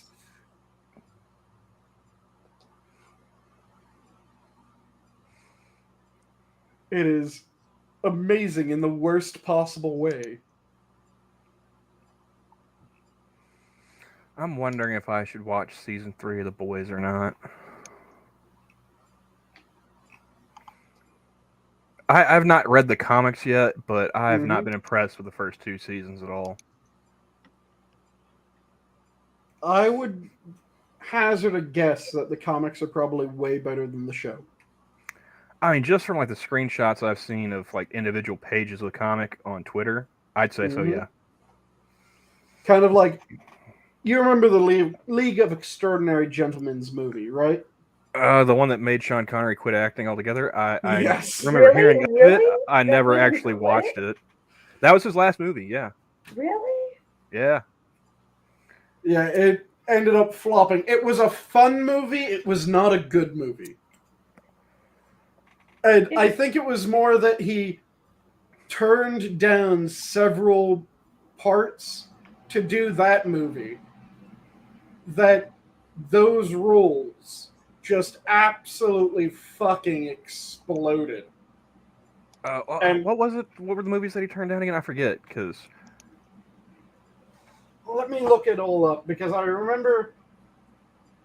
think I remember one of them, but also part of me is going, there's no way in hell that actually is one of them, but I'm almost positive it is. Like, I always, when I think of like movies that, you know, an actor turned down the role and ended up being big, the first one that comes to mind is Will Smith in The Matrix. Mm-hmm. They try to get him to play Neo, and he's like, nah, I'm going to go make Wild Wild West. Huh. I didn't know that. That's interesting. Yeah. They came to the Wachowski, at the time, brothers, came to him and said, hey, man, we got this movie when we pitch you. And when they tried explaining it to him, he's like, yeah, I don't know about that. I'm gonna go make this movie over here about, you know, the U.S. Marshals and post-Civil War America, and make a rap tune out of it. I was right in thinking one of the ones that I remembered Was one of them Lord of the Rings? There's no fucking way. Yes, one of them was Lord of the Rings. Gandalf? Yep. He was going to be cast as Gandalf, and he turned down that. He was going to be cast as Morpheus and or the Architect in The Matrix. Okay, I can see him playing the Architect, but Morpheus, no. It would be a different role, but it's Sean Connery. Okay, like, I know this is Scribe's favorite movie, and I do enjoy that movie, but him playing a fucking Russian with a Scottish accent bugged the shit out of me. Same with Highlander. You're called the Spaniard. What, you mean that an ancient Egyptian that then became a Spaniard can't have a Scottish accent? Not to my mind, no.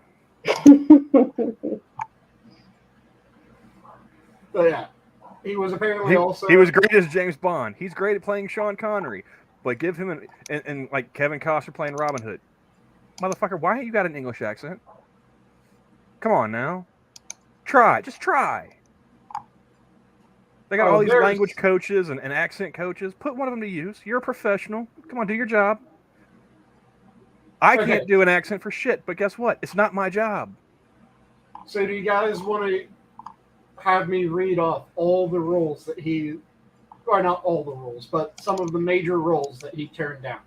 Go for Because it. I pulled up a list. So I already did 3 of them: Gandalf, Morpheus, the Architect, Simon Gruber in Die Hard with a Vengeance. Wait. He turned that down for League of Extraordinary Gentlemen.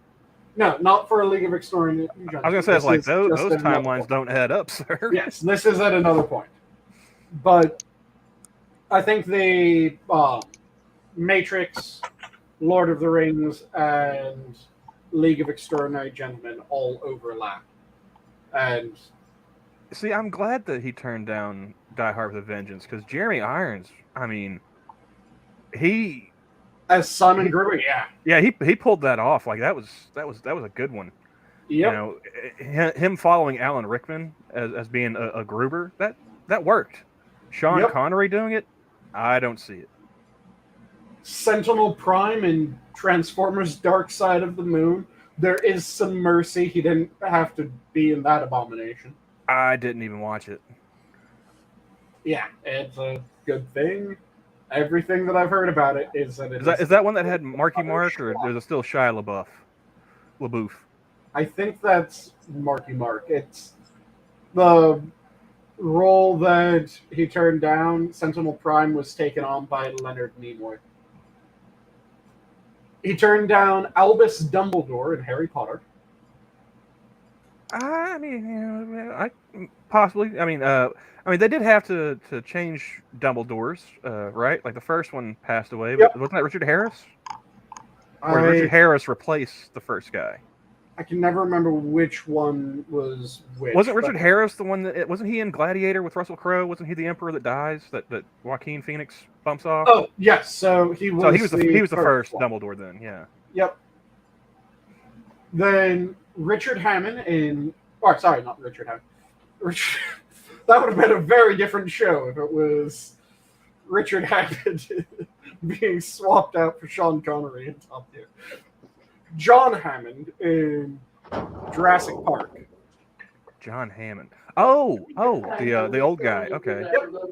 Oh, nighty night. Be sure to lock up. And turn off the AC, I know. And the AC's already off. And I'll make sure the slider's open. Thank you. Have a good night. I could see Connery as John Hammond, yeah. Yeah. The player in Rosencrantz and Guildenstern are dead. Never even heard of it. It's a movie that is based off of the background behind Hamlet. Okay. Then this one, I could not imagine anyone else in the role. The King of the Moon in The Adventures of Baron von Munchausen. I cannot imagine anyone other than Robin Williams as the King on the Moon. I must have missed that movie. I don't remember that at all. Oh, the Adventures of Baron von Munchausen is one of the weirdest goddamn movies in existence, and it's amazing. It is absolutely fantastic. Terry probably knows The Adventures of Baron von Munchausen. Adam, have you ever seen that movie? I think Adam might be asleep. I heard it Did he not all? a second ago. But he might have gone asleep, so I'm going Aw. to mute him right now. Nighty night, buddy. But, Gabby, have you ever seen The Adventures of Baron von Munchausen? I have not. It's a Terry Gilliam movie. Okay. So he wrote and directed The Adventures of Baron von Munchausen. It is absolutely fantastic. The premise is that there's this ridiculously untrustworthy narrator for the entire movie, because the movie is being told by Baron von Munchausen himself. And Baron von Munchausen is this insane adventurer that has all these wild tales about how he's gone to the moon and was chased off the moon by the king and queen after sleeping with the queen. He met Venus and Vulcan, and he fucked Venus and was chased out of the area by a very angry Vulcan. He's fought against the Ottomans and fought their entire army to stand still with his men and all kinds of ridiculous shit like that. So it starts off and he meets this little girl. They're in a town being sieged by the Ottomans, and the girl is able to convince him that he needs to return to his former self, effectively, and fight against the Ottomans, break the siege on the city. So it starts with them making a hot air balloon out of all the women of the city's pantyhose. And it just goes completely insane from there as he's going around trying to find his old adventuring companions. There's a strong man who's the strongest man to have ever existed. And at one point, he's swinging ships by their anchors as if they're the hammer tops. Then another one is the fastest man to have ever existed. And he's able to zip around at ridiculous speeds. It's hilarious and weird, all the shit that he gets up to. Another one has the mightiest voice and the best ears that anyone has ever had. If I remember correctly, that's Dolphus is the one with the ears and the voice. Just every one of them has weird abilities, except for Baron von Munchausen, who just has the ability to be insanely lucky. And the story goes completely insane in the most glorious of fashions. I've got a different story going in a completely different direction. Go ahead. Scrolling the Twitters again, I saw something that caught my eye. It says, news. NASA has discovered a nearby Earth-like exoplanet using the James Webb Telescope. Nice. But, anybody want to guess what the but is? Oh, I knew when the but was coming. Too cold?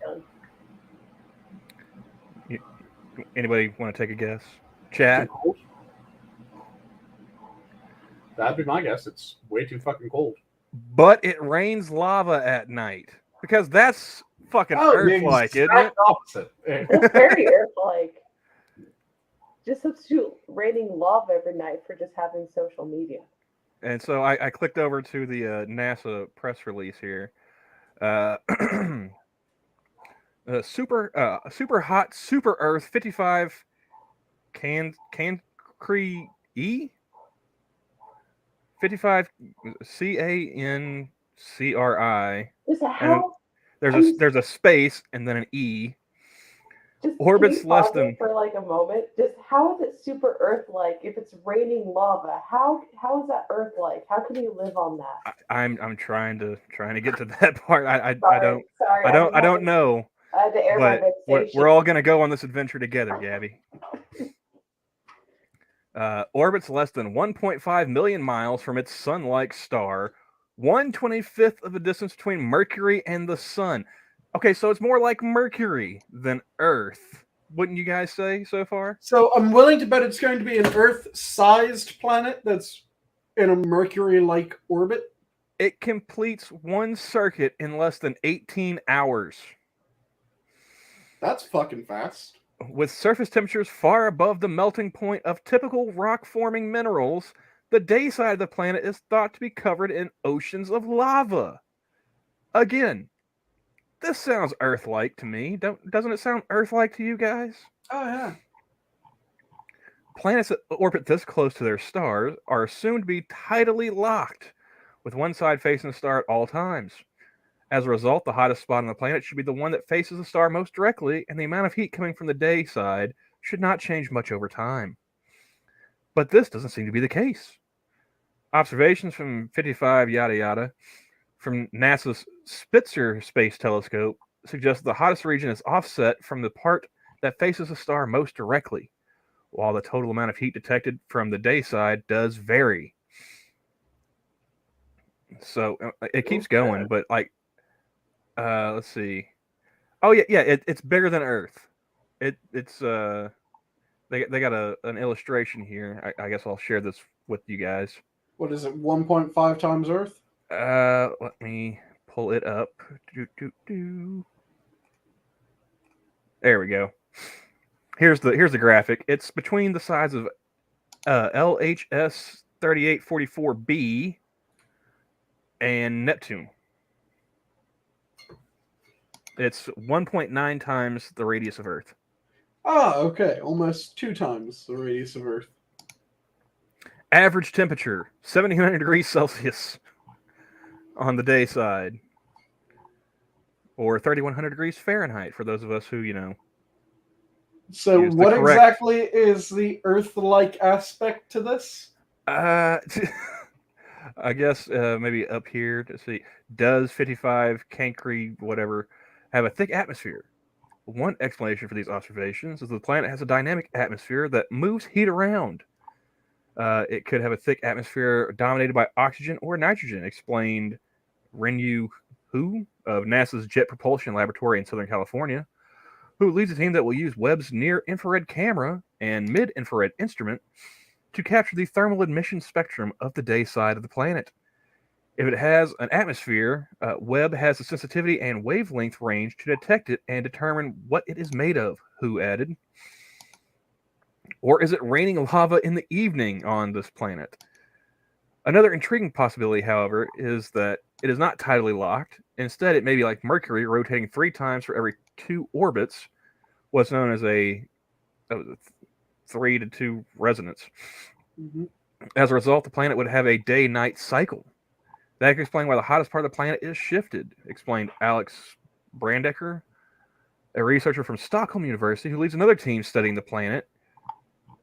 Can we stop studying planets that we can't live on? Find some shit where we can actually move to. Let's work on actually making the shit that can get us out there to move to something first. How about that? I'd like to have a roadmap of where we're going and then figure out how to get there first. I would like to have the ability, several way stations, and then we need to figure out where.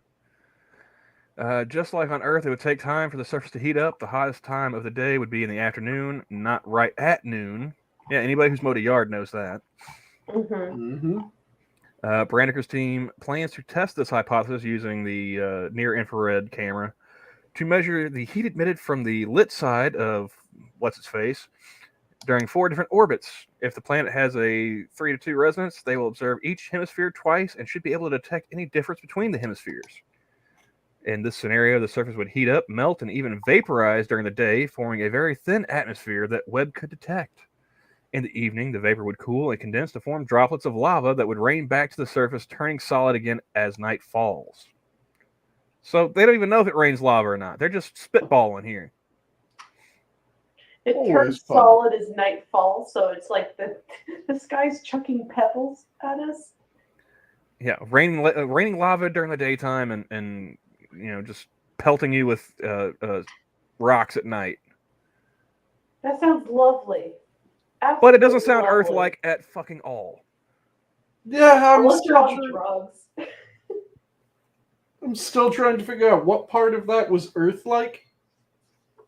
It's twice the size of Earth. It's closer to its star than Mercury is to ours. It moves faster. It's hotter, and nobody can live on it. Yeah, not a whit of that sounds like Earth.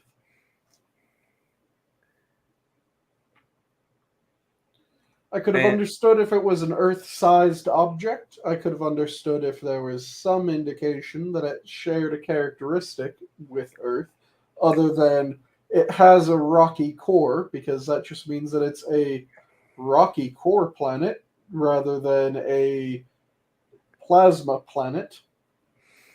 It doesn't even say where it is so far in the article. Away from us, far, far away. But yeah, like the first tweet I saw, it said, discovered a nearby Earth-like exoplanet. But then the actual deal, it doesn't say where. Like, how far away is this supposed to be? Yeah, I'm not seeing it.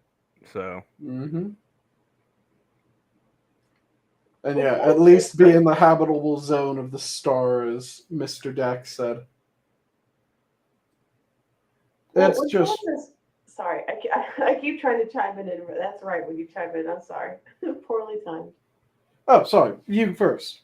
No, when someone says Earth, like, I don't imagine, like, molten lava coming down from the sky. Like, I imagine something that might be able to be reasonably terraformed to be hospitable for our species and other species. Not like... It's got a core, bro. It works out. It has a rocky core. Okay, that's fantastic. What's its crust like? Molten. Oh, okay, so I guess the header here is supposed it's like 50 light years away. Mm-hmm. I wish it would actually tell us, like, you know, I mean, if it's 50 light years away, what's the name of the star? So that way we can, like, have an idea, you know, where. Where would we point the telescopes? I think the best bet is still trying to terraform Mars. I mean, I'd like to be able for them to look out there, find, you know, actual planets and habitable zones to where we could survive. You know, take a good hard look at them, make sure that the atmospheres and everything would be suitable for human life, and then figure out a way to get there. I know it won't happen in my lifetime, and even if it did, I'm not leaving this rock. So, you know, I don't want to get on an airplane. There's no way you're strapping my ass to a rocket.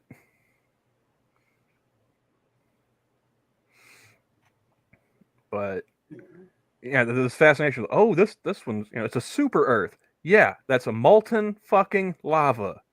Who cares? Yeah, like I said, it at least have some characteristics if you're saying that it's a blank Earth.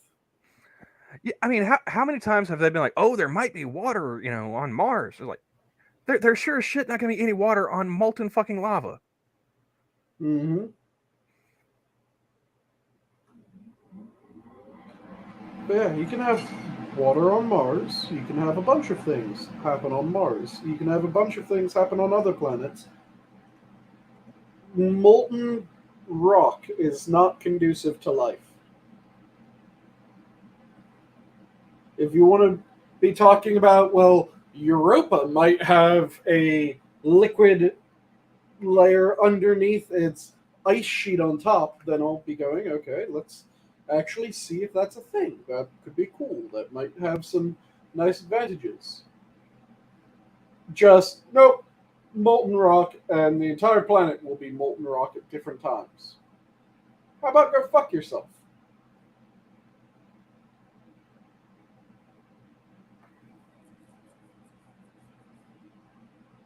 It's just ridiculous, the shit that people want to talk about and people push forward, because there's a lot of really cool shit that is happening in science. Hey, Coco, you got a Twitter? There's something I want to send you.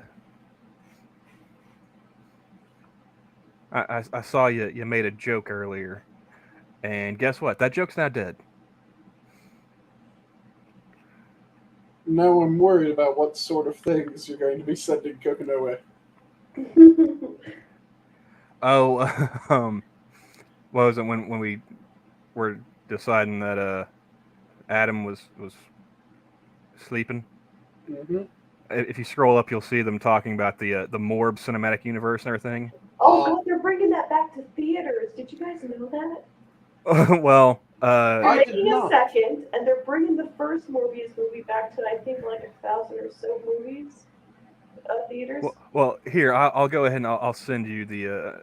I'll send both of you the.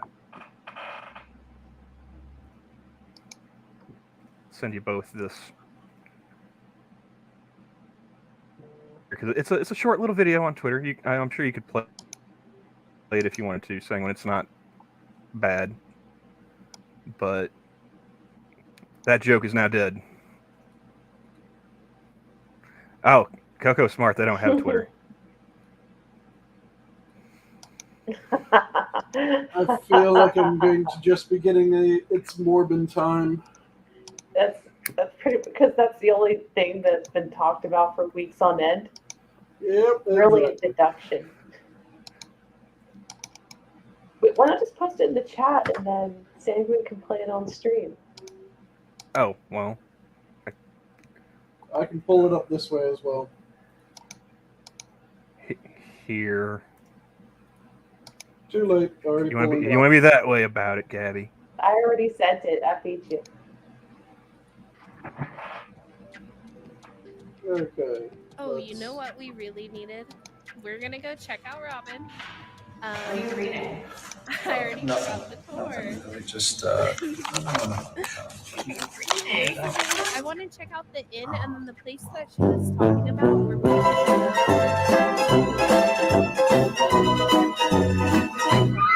definitely gonna check that out. Nice.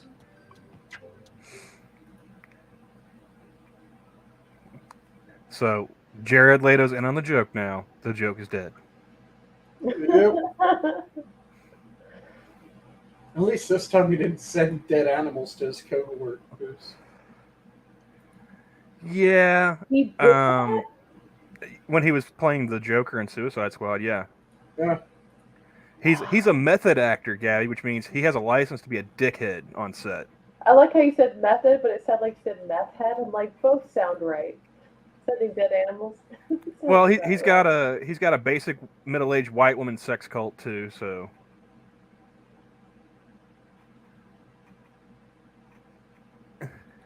Yeah, he did insane shit when he was the Joker, and he just did such a shit job at being the Joker.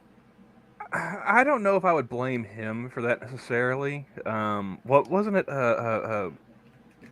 Wasn't it David Goyer that wrote that or directed it? One of the two. The thing is that it becomes both of their faults. Because there have been a lot of movies that there's one actor that saves some aspect of the movie. It is really shittily written. It is just really poorly directed, poorly done, but one actor is able to shine. There's a really good example of this, which is Tom Hanks was in a god-awful slasher film. Kind of early on in his career. Okay. That everything about that movie was fucking awful, with the exception of Tom Hanks. The movie was He Knows You're Alone.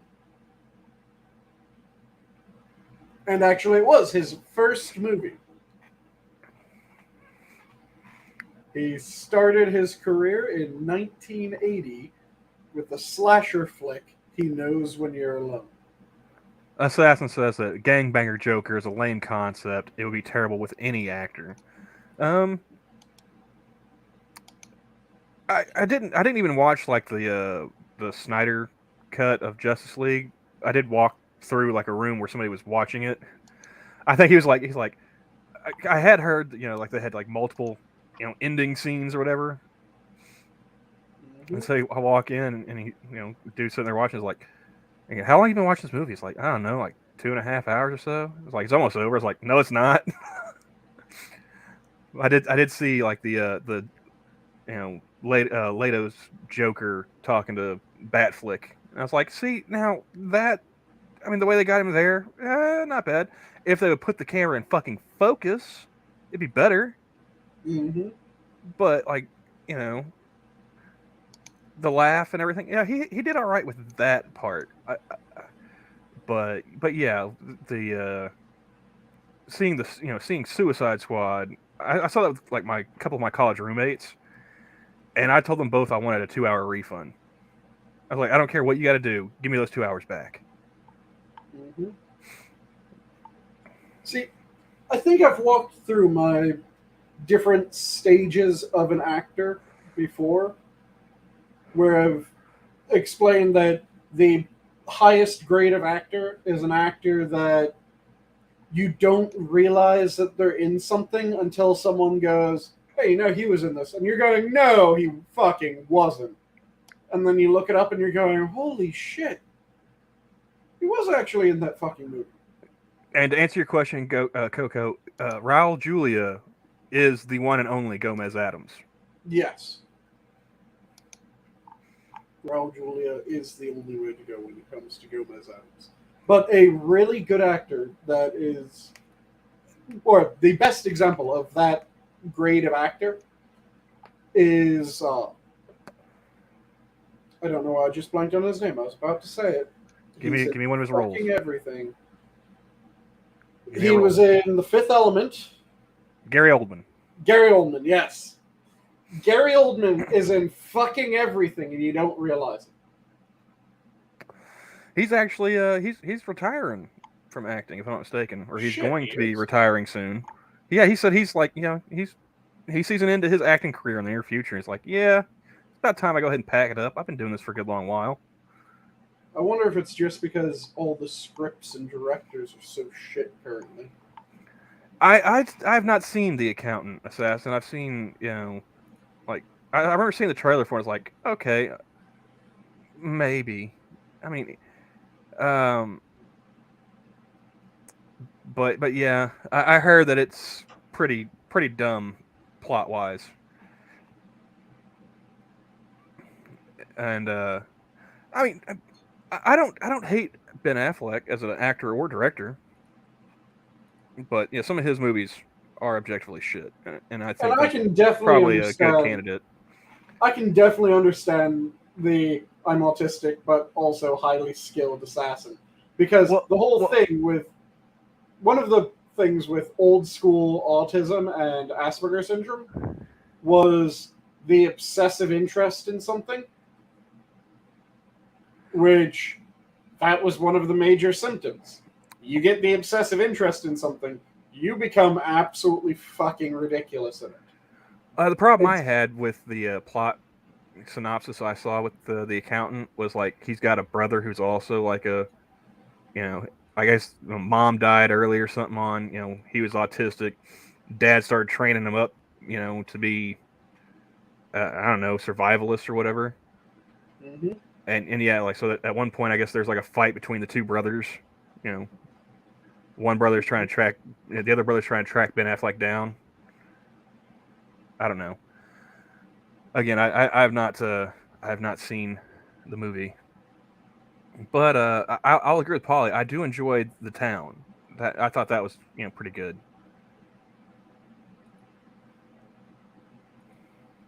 Unautistic would be one of McNamara's morons killed in action.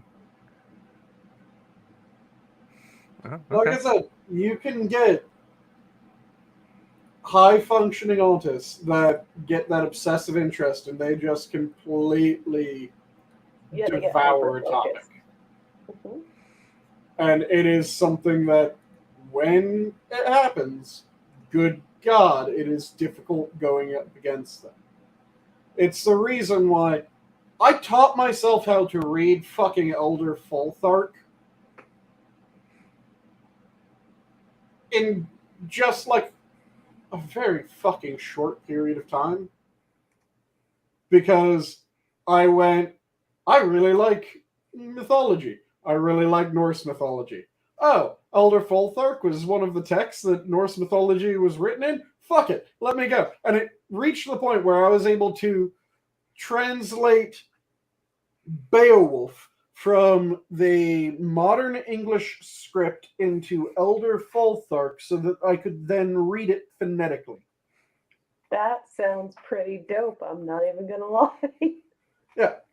And mythology was one of my major Spurg sessions that I had, where now I have like 6 fucking entire pantheons and mythologies stuck in my head for the rest of time because I like mythology. I read a fuck ton of mythology. I read shit way earlier than I should have because I loved mythology.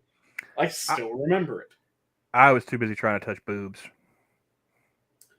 At the age that I'm talking, it was probably before you started trying to touch boobs. I don't know, I'm man. sure about that. I was pretty handsy as a kid. Why do I not doubt that? Did you also never have a cootie phase? I was trying to get cooties, man. I was trying to spread cooties. Super Yep. spreader. I was trying to get like is it Dustin Hoffman. I was trying to get like Dustin Hoffman and Kevin Spacey to come like in their outbreak suits.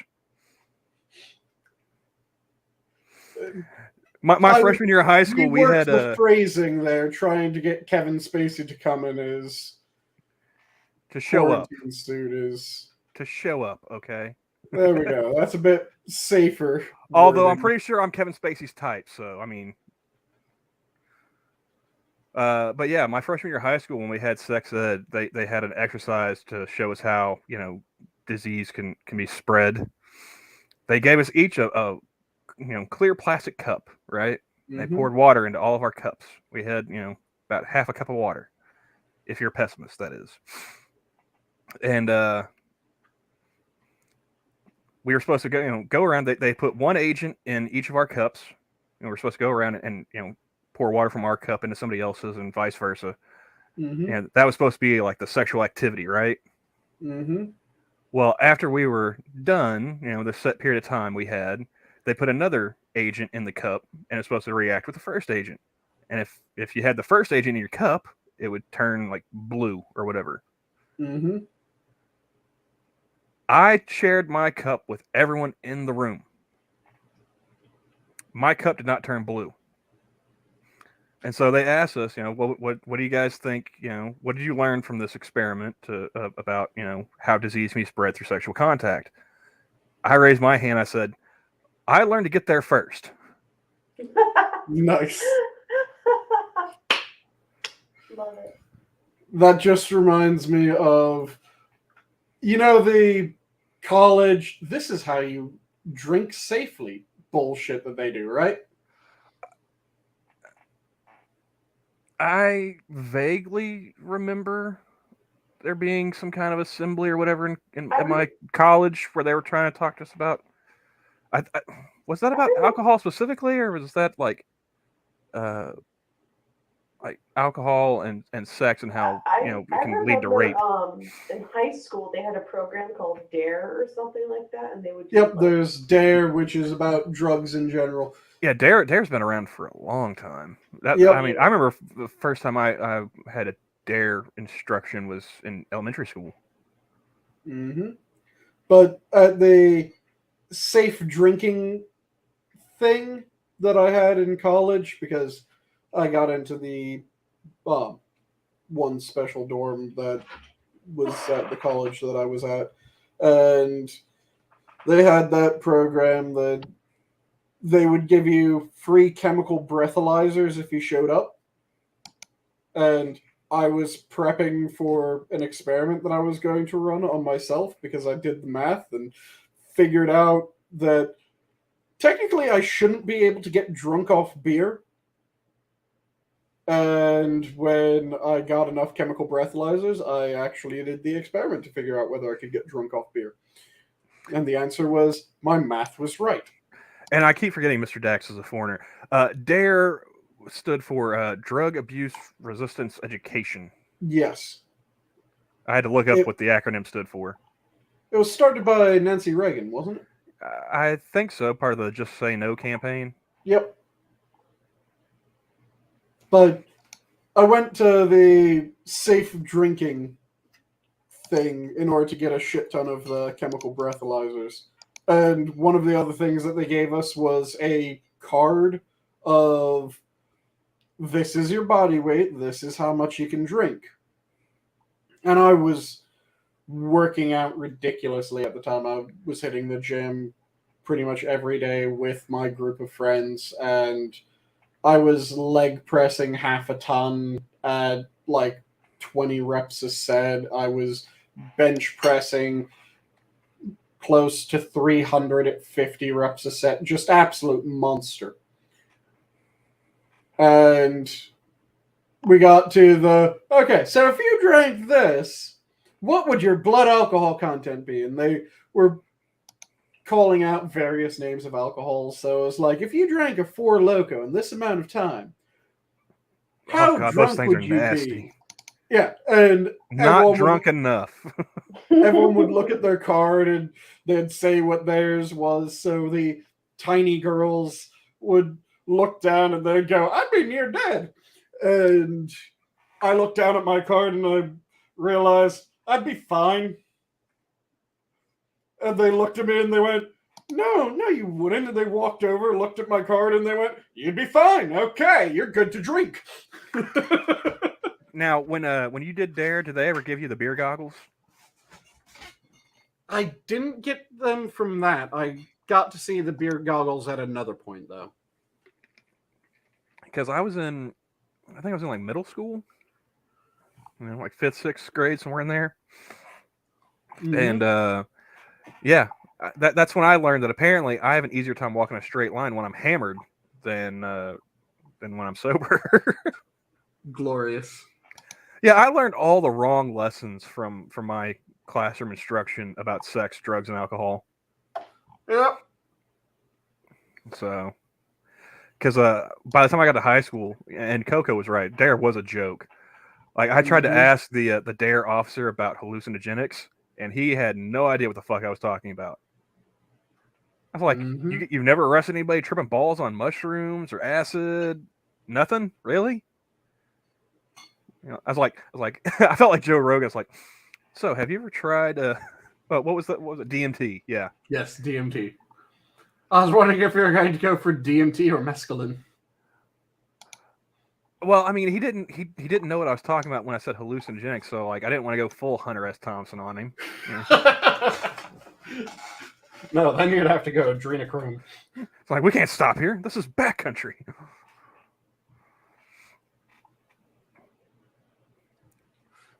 But yeah, I learned all the wrong lessons from people in school trying to. Of course, I remember like this was back in the 90s. There was one class I had, was it 6th grade? Like they brought in a married couple to talk to us about etiquette. Mm-hmm. Why? Well, I don't know why. This was a public school. I don't know. Maybe the teacher was hungover that day. I have no clue. Thinking back on it now, I bet money on that part. Turns out it was just because you're a bunch of savages. Well, I mean, potentially. Obviously, someone needs to teach you manners. Obviously, they saw me with the beer goggles. Like that boy needs to learn a lesson. All right. But yeah, like it was like gentlemanly and like ladylike behavior and stuff. The real problem is they saw you eating peas with your horse's knife. If you actually got that reference, fuck yeah. I was gonna say more likely they saw me eating with my hands. Did you get that reference though, Camel, or was it just laugh out of the weirdness of it? I was laughing at me eating with my hands because I've done that on more than one occasion in school. So, do you remember Dudley Do-Right? I do. I'm not well versed in the lore of Dudley Do-Right. So, in one of the shorts of Dudley Do-Right in Rocky and Bullwinkle, at one point Dudley Do-Right gets kicked out of the Mounties because he was caught eating peas with his horse's knife. Why did his horse have a knife? Why wouldn't horse have a knife? I mean, he doesn't have thumbs? Yeah, but he named his horse. So how's the horse supposed to hold a knife if he doesn't have thumbs? Very carefully.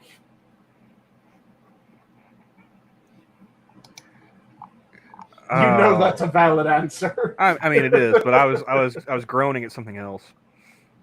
Again, I think I've admitted this before on your nights. I'm pretty sure I might have some ADD to go along with that autism. I keep bouncing back and forth from Twitter, and I saw this for the second time scrolling. Burger King Austria put out an ad or on their Instagram. Mm-hmm. Time to be proud. They've got Pride Whoppers at Burger King in Austria now. What the fuck's a Pride Walker? Are you a top or a bottom, Sanguine? Because, you know, they've got one of them that's got just the top buns and one's got the bottom buns. Here, I'll share my screen with you. 1 second. What the fuck? So you get a half-dressed burger? Does that mean that if you're ordering the standard burger that you're switch? I'm straight, so I mean, it depends on, you know, I don't know all the lingo. Well, you can be a top, bottom, or switch as a straight person as well. Yeah. So, a top is someone who's dominant while having sex. A bottom is someone who is submissive when having sex. And a switch is someone that is able to go between being a top or bottom as they choose. But yeah, you got your top buns or your bottom buns. Like I said, does that mean that if you're eating a standard burger that you're a switch? I don't make the rules, Sanguine. I don't know. These are things You gotta that ask. people You have gotta to ask the answer. Austrians this upside question. down They're the and ones switch who it. are making this shit up. I forgot about the gay sandwiches till I remembered. Oh yeah, the LGBT burgers were, or not burgers, but sandwiches were a thing. Lettuce, bacon, guacamole, tomato, which honestly sounds pretty yummy. But combine that with the Kraft real gayo mayo. I like the fact that they're just the gay sandwiches. But yeah, like, Except how badly do you have to pander? Honestly, that's, you know. it's only for a month too. It's gonna go away. It's gonna be like Bethesda changing their icons and all their social media except for the Middle East. You know, Oh, the other PW day, did that as well. the other day, I actually had a back and forth with somebody on Twitter where I did not get called an ist or a phobe or anything like that. We were talking about Pride Month. How did you manage not to get called either one? Well, let me go back here. This was it the first? I think. Scrolling. Oh, here we go. A meme page posted this image here, and sharing again. Do. And for anybody who's listening and not watching a screen right now when it gets pulled up, it's got the inside of a military plane bringing back those that were killed, you know, with the flag draped coffins. It says they get 1 day, and then at the bottom of the image, it's got your typical Pride attendees saying they get 1 month. Mm-hmm. And I have to go back to where the conversation I had was, because oh, somebody said this is not true. Sounds like you didn't know May is Military Appreciation Month. So either you're lying or completely misinformed. And they linked to USO.org. That was literally the first time I'd heard May is Military Appreciation Month. I've never heard of that either. That is so not mainstream at all. And I just pointed out, nobody does, and I was like, nobody does, because it doesn't get any press. You hear about Veterans Day and Memorial Day, but June is wall-to-wall rainbow. Mm-hmm. It's kind of like the only time that people ever realize that there's a International Men's Day is when people are bitching about it on Twitter. Only when the feminists complain about it. Yeah. No one else knows when the fuck it is. The feminists know exactly when it is because they all start bitching about it the same day. They're like, isn't it every other day of the month? I know it's International Men's Day the same reason I know it's Columbus Day. People on Twitter start bitching about it. Oh, I forgot about Columbus Day. Which, I mean, I'm only reminded because of social media. Wait until the Vice or whatever videos start playing. Like, it's Native American People's Day. Johnny and I, I've joked with him about this before. It's like, before social media, the only time I knew it was Columbus Day was when I would go to the bank and it was closed. Like, what the fuck's going on? It's Monday, Oh, okay. But I can't repeat that, Mr. Dax. But maybe. It's just what the fuck with some of the international and national holidays. Like those, what was it? Yesterday you said that it was apparently International Horrors Day, and I had to check whether you meant that it was a day for international horrors or whether it was the International Day for Horrors.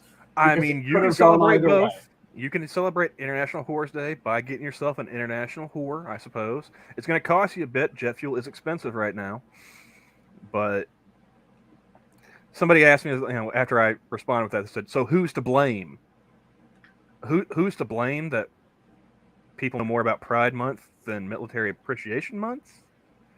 And, instead of just going off at the beginning like that, I asked myself, like, who would you blame? Because I was curious. Like, you think there's blame here. Who would you assign it to? Well, I mean, don't you know the Republicans are in charge of everything? Don't you know?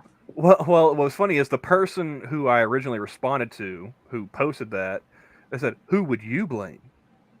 And I just posted a picture of Patrick Bateman, like, just pressing his finger up against his mouth, like, contemplating something. Mm-hmm. They're like, so you don't know? I was like, the reason I posted that was because I was trying to keep from calling you a slur. I've already been suspended once this week. Oh shit! What did you do? Oh, you liked the tweet. I did? Yeah, you were the first one to like it. Oh shit! I probably just have to refresh my brain. Hold on. Gabby's the harbinger of your banning. Well, no. She. It was after I got my account unlocked. It was the first post I made. Oh no, I remember it now. No, I just had to jog my memory. Okay. Yeah. But like, so you don't know? I was like, okay, media, corporations, government institutions. All three of them shout one from the rooftops and don't make a peep about the other. It was like, I heard more about Asian American Heritage Month this May than I have ever heard of Military Appreciation Month in 23 years. Because Military Appreciation Month apparently has been a thing since 1999. Yeah. Again, I heard about it for the first time 3 days ago now. Mm-hmm. And this person, listen, I agree that our veterans deserve all the respect they can be given. I doubt this person agrees, but okay. Yeah, I don't hear Fox News or right-wing corporations shout out for veterans, though, so they should change that. I was like, yeah, so should the rest of media, corporations, and government. It's like, don't try and lay this on one political side when both are to blame. Mm-hmm. Yeah. And they're like, I can agree with that, but I am not threatened or worried about the LGBTQ communities. I support their rights, and I'm not saying you don't. I was like, oh, okay. At no point did But yeah, so like I managed to have a conversation about that on Twitter without being called an isterophobe once. Yeah. That's still impressive. Because it seems like any time that you say anything that isn't entirely in favor, you'll become an isterophobe somehow. the Marines just admitted what we all knew for generations now. Is that about the helmet with the rainbow bullets? Helmet with the rainbow bullets? Oh, you didn't see that the other No. day? Yeah, the Marines posted on social media, and it had a helmet. I guess it was supposed to be like a takeoff of a Full Metal Jacket. Okay. But I think instead of saying like "born to kill," it said "born to serve" or something like that. And then it had bullets in the little band around the helmet, and each of the bullet tips were a different color of the rainbow. Is that the modern equivalent of the English colonial method of putting down the Hindus and Muslims of, well, if we coat all of our bullets in beef and pig lard, then they won't be able to use them. Which is still one of the most hilariously fucked things that I've ever heard of. I already knew that assassin, but then again, I enjoyed reading Terminal Lance too, so I was ahead of that curve. They're so fabulous. But yeah, it's just what the fuck when it comes to that. But yeah, the funniest comment I saw from that Marine post was somebody said like, my family got war crime by the gay bullets. Like I said, I just have to ask, is it a... Someone photoshopped them as crayons. I'm sure somebody has. I haven't seen it, but I'm sure somebody has. And it may have been a Marine for all we know. Is it just the modern equivalent of coating your bullets in beef tallow and pork lard? Wait, wasn't that also a Marine that did that? Wasn't it? Well, it was originally the English military. Wasn't there like some claim that was it Pershing? It was in like World War One? No, it was the English military were doing that in India and the Middle East during the colonial era in order to make it more difficult for them to rebel and make it more damning for them to rebel. All the English ammunition that was being brought into the area was being dipped in beef tallow and pig lard. And then, yeah, there was a couple accusations during OIF that various soldiers, Marines, and other personnel were dipping their bullets in pig lard. Well, no, because like I remember one of my college professors, like she had a couple, like both her kids, I think, one of them at least, I think both of them went to West Point. Mm-hmm. And so, oh, okay. Assassin's correct me. He says Pershing fought the Mau Mau rebels in the Philippines and buried enemy dead face down with a pig, leaving one survivor to run until it worked. Yep. Okay, because I recall my professor saying something about him having bullets dipped in pig's blood in World War One. But she taught computers, not military history, so she could be completely fucking wrong. It might have been against the Ottomans, because that would also make sense. And it was just a thing of, you make us shoot you, and you're damning yourself. Cannibalistic says in the Navy, they don't care if you're straight. Like, well, I mean, there's that joke about submariners, 100 men go down, 50 couples come up. What do you mean they don't care if you're straight? You stick out like a sore thumb. Americans never fought the Ottomans. I'm not saying the Americans fought the Ottomans. I'm saying that against the Ottomans, several armies probably did coat their bullets with pig lard and pig blood. We just talked about that, Real Wade. We talked about that, 5 minutes ago now? Yep. Yeah, we saw the advertisement. I still have to ask, if you eat a standard burger, does that mean that you're a switch? I'm just going to assume yes.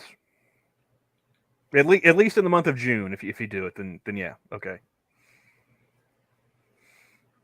If you eat a Let's switch standard to Whopper in the month of June in Austria, that's what the advertising tells me.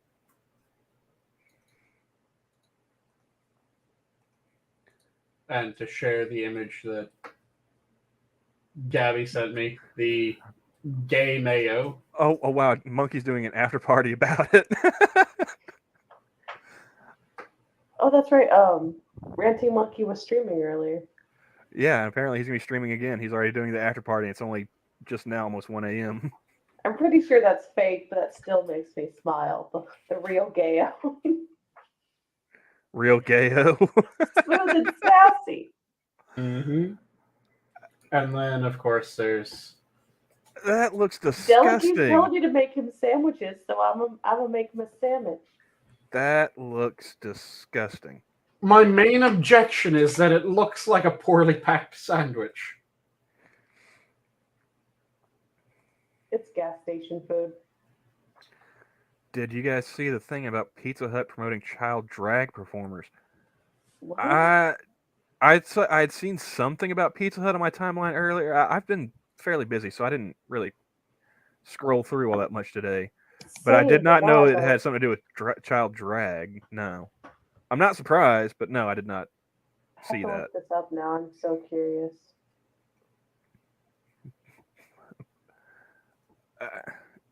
Do you think the gays are tired of all this pandering yet? Oh, they totally are. A lot of them are.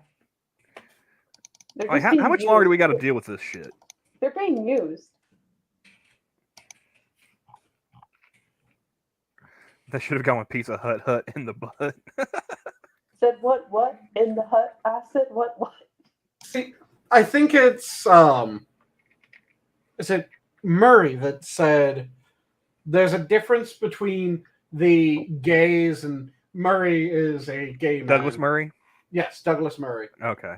He was saying that there's a difference between the gays who go about their lives. They're just normal fucking people. The only difference is that they like the same bits that they have.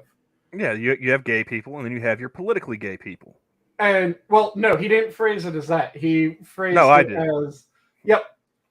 The way that he phrased it in one of his books was he had that short little blurb about gay people. And then he said... And then there's the goddamn queers.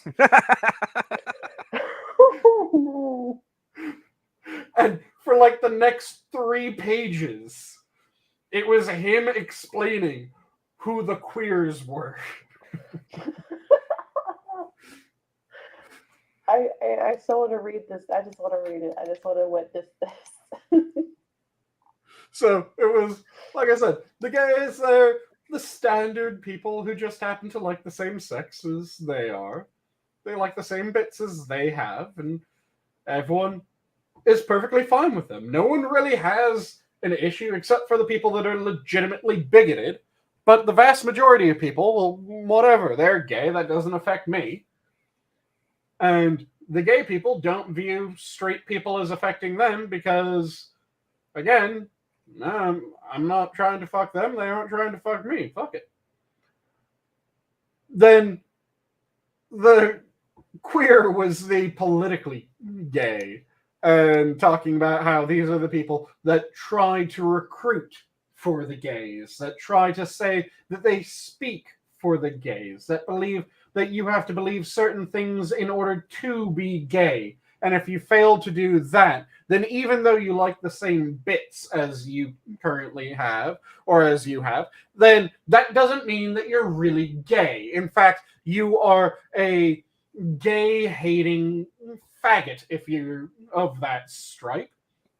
And they have every right to treat you with derision. They have every right to treat you as if you're one of the enemies. Because while you're gay, you aren't the right type of gay. And you don't believe what they say. You don't agree with everything that they say that you should agree with. And you aren't willing to sacrifice your life and your beliefs for the sake of who you like to fuck. Oh, the Buy Erasure totally exists. They're like, oh, you're straight passing. I'm like, Yep. you high mother. Mm. Yeah. It is infuriating because there's so much shit where it's that way. You have the black people, and black people, they're just people that happen to produce more melanin when they're in more melanin, and they need a higher degree of light in order to produce sufficient vitamin E. They're just people with darker skin. And then you have the politically black people. These are the Black Lives Matter sort. These are the Al Sharptons that you have to believe what they believe, or else you aren't really black. Which is fucking disgusting. You have the same with any minority group. Insert group here. You have the trans people that are just people that feel as if they're in the wrong body. And it affects them. So they want to change themselves. And then you have the politically trans people that insist that people that aren't actually trans must be trans. Oh, you're a tomboy? You're clearly a trans man. Oh, you're a guy that likes fashion? It couldn't be that you're a gay man. No. You're a trans woman. Oh yeah, like the term egg. Have you guys heard of the term egg when it comes to trans community? Yeah, but real sidetracking real fast. Got a couple of orange signs in the chat. Assassin said, whenever a bad Haji would ask if we coated our bullets in pig grease, I just looked at him and said, "Who told you?" Nice. I was like, I would have asked, was like, how bad do you want to know? Would you like a demonstration? You can find out, but you might not want to take that trip, sir. And then he says, by actively grooming children, the alphabet people are creating the very bigots they fear under every rock. Oh, yeah. There's going to be a backlash at some point. The pendulum is going to swing. And, I mean, didn't they say, like, Gen Z was more conservative than previous generations? I mean, in some respects, probably, but not you know. So I'm sure they're pushing back against some of the gender ideology, but I don't know if they're going to be, like, you know, flag waving capitalists. Well, the swing takes a while. The way to phrase it, Camel, is that they aren't more conservative than other generations. They are more conservative than other generations were at that time. So, at that same age, you got to wonder. They ended up more conservative. Well, I mean, you got to wonder though, like, if the Churchill quote holds true, you know, how conservative are they going to be by the time they're 30? Well, that's the thing. When you look at it, you tend to have the degree to which children at a young age are conservative tends to correlate, not entirely, but it tends to, with how conservative they end up when they eventually swing back to conservative. Because you do have the Churchill quote of, if you aren't a liberal when you're young, What's I think is if you're not a liberal at 20, you have no heart. If you're still a liberal at 30, you have no brain. Yep. Or the more general way of phrasing it is, if you aren't a liberal when you're young, you have no heart. If you aren't a conservative when you're older, you have no brain. And to a certain degree, that holds up because you have a certain degree of utopian thinking. Yeah, we're all stupid when we're younger. That collapses real quick once you realize, oh shit, there's a world. Now, anytime I see someone under the age of 30 talking, they automatically get side-eye. It's like, fuck do you know, kid? Again, the way that it should always be treated is what you're saying accurate? If it is, fantastic. If it isn't, then it's not. Well, I'm not going to treat it like it's something profound if it's inaccurate. And this is something that just a couple weeks ago, I ended up going through both Meditation and Letters from a Stoic by Seneca. I recommend Letters from a Stoic by Seneca. Meditations was not as appealing to me as Letters from a Stoic. Meditation, of course, being Marcus Aurelius. But there is one part that I really loved of Letters from a Stoic, and it's Seneca has been citing other schools of philosophy while talking to his friend who was also a Stoic, and Seneca was a Stoic. But he's constantly citing Epicurus and various other philosophers from different schools that are the Stoics, and these other schools were constantly butting heads. And at a certain point, after citing these people letter after letter after letter, he writes to his friend again and goes, okay, you're probably getting annoyed with how many times I'm citing these other schools of philosophy, and you're wondering, why the hell am I citing these people? They aren't part of our school. But the thing that you need to realize is that these people said something correct, and anything that is correct is part of our school. It will be built into our school, even if it does not originate from our school, because we're trying to make the most correct philosophy. It does not matter the provenance. What matters is it correct? Since you're speaking about philosophy, did you see Monkey's arguments with the people trying to use Diogenes against him I did the not. other day? I think it was yesterday, if I'm not mistaken. It was because of that whole, was it yesterday or the day before? That whole Matt Walsh documentary, What is a Woman, came out. Yep. And so Which looks hilarious in many respects. somebody was trying to argue with him, because he used argue with Monkey, that is, because he was using like humans being a bipedal species as a defining characteristic of what a human is. Yep. And literally they had memes with Diogenes and Plato. Somebody holding a chicken. Behold a man, and a kid screaming, and it's supposed to be Plato. It's like, yeah, I'm not well versed in my Greek philosophy. I mean, I have heard the story about Diogenes plucking a chicken and trying to convince Plato that based off of his definition, that chicken would be a man. Mm-hmm. I know the story around that one, but I don't think. But what if Lieutenant Dan ain't got no legs? Yeah, exactly, assassin. Yeah, this is something that drives me crazy when it comes to a lot of, well, we can't define something as that because there's examples where it doesn't have it.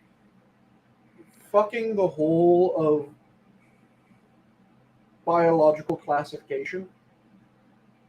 There's a lot of characteristics that people will miss out on when you look at what actually makes a person. One of the things, because humans are, of course, mammals, right? One of the defining characteristics of mammals is bilateral symmetry.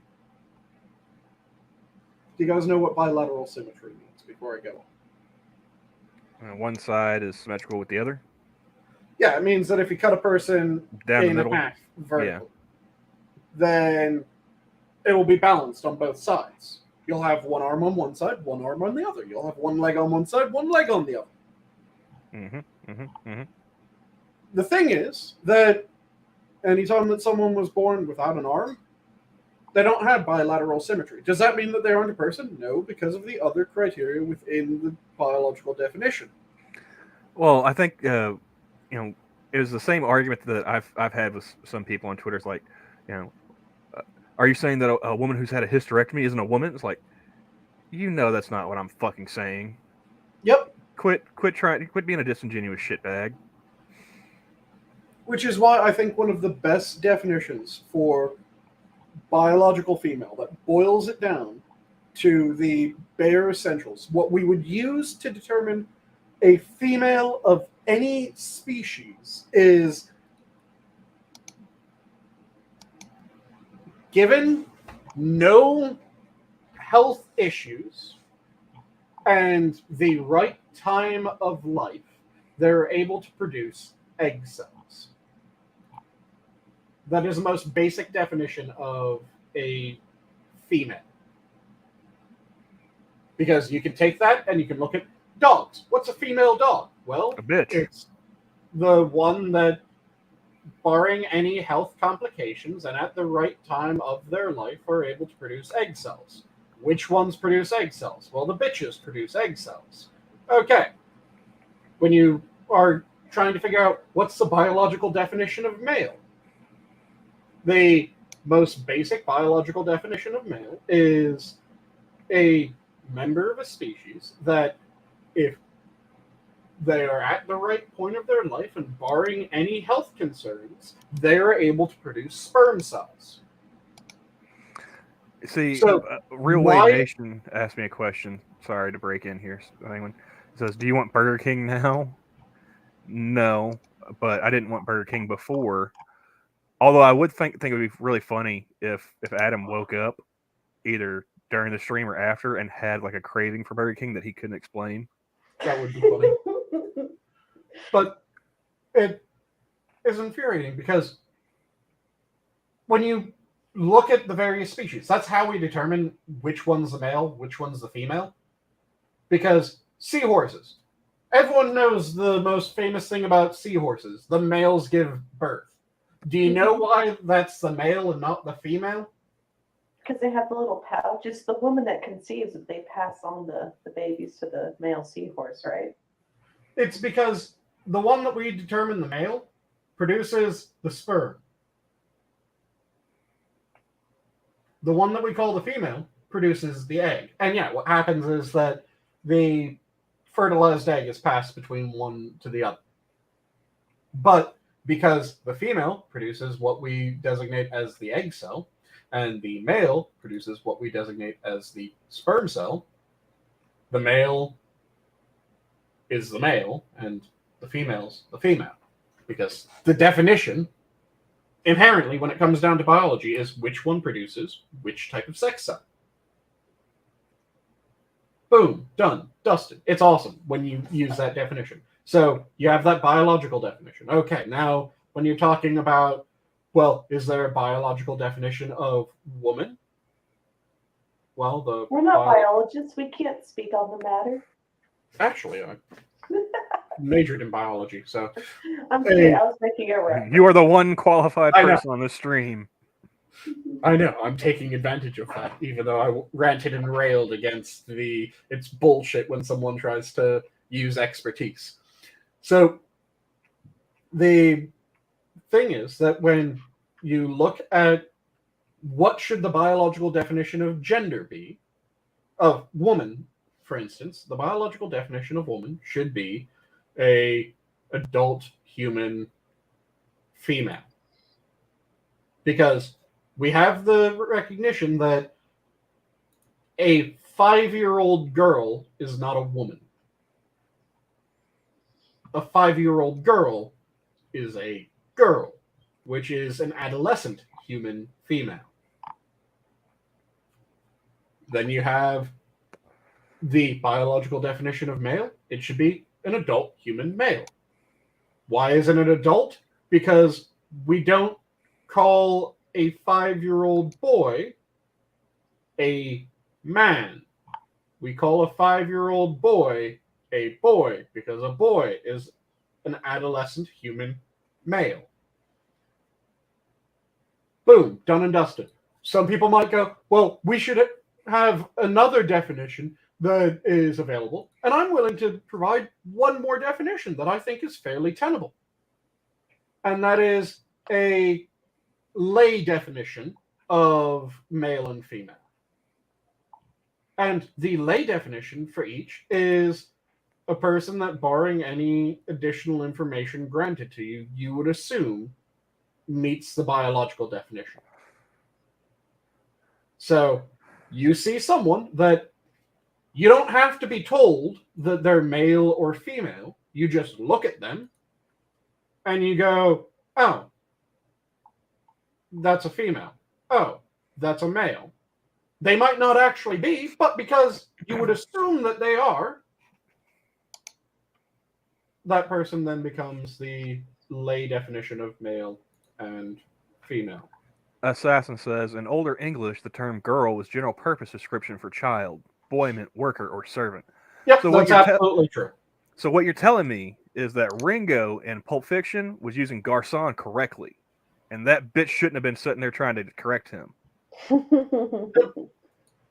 Because, yeah, you have the old versions. That was at the point where it was Vermin and Whiffman, if I remember correctly, were the two versions. And Vermin is where you get the werewolf. Because Vermin is WEREMEN. And that was the term for man.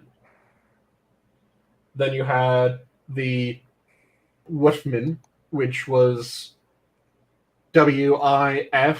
I can't remember whether it had an E or not. MAN. The Waterman ended up being shortened to just being man, and the Wolfman ended up becoming woman. So you have that differentiation. Then with that differentiation, you also had the differentiation between girl and boy. Boy ended up becoming a adolescent man. Girl ended up becoming an adolescent woman. Otherwise, it would have been they were all girls up until the point where they became a Wetterman or Wolfman.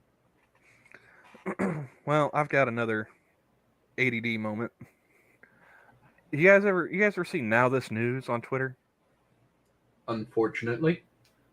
Well, they're not really keeping up with their name because they've posted one of their little video deals. Succession actor James Cromwell made headlines this year for gluing himself to a Starbucks counter, and he says he won't stop fighting for animal rights anytime soon. This was weeks ago, man. Mm-hmm. Not really now this, is it? Well, it's You difficult. guys remember why he glued himself to a Starbucks counter, right? I'm trying to remember. Wasn't it one of the Because protests? soy milk and almond milk cost more at Starbucks than regular milk. That is a really retarded protest. Yeah. Mhm. Glued That's when himself she to a glues counter of a making animal Starbucks products. because moo cow fuck milk is cheaper than, soy milk and almond milk. I love You how guys- vegan protesters in PETA will make spectacles of themselves in restaurants and cafes and all sorts, but at the same time they'll have a doggy daycares where they slaughter the animals and they won't start their own businesses to have vegan products and the almond milk. They just yell at everyone else to do it. It's why don't you be the change you want to see in the world then, dude? If it's purely bigotry and not financial, you go do it, brah. Yeah, and do you know how much of a pain in the ass making almond milk is?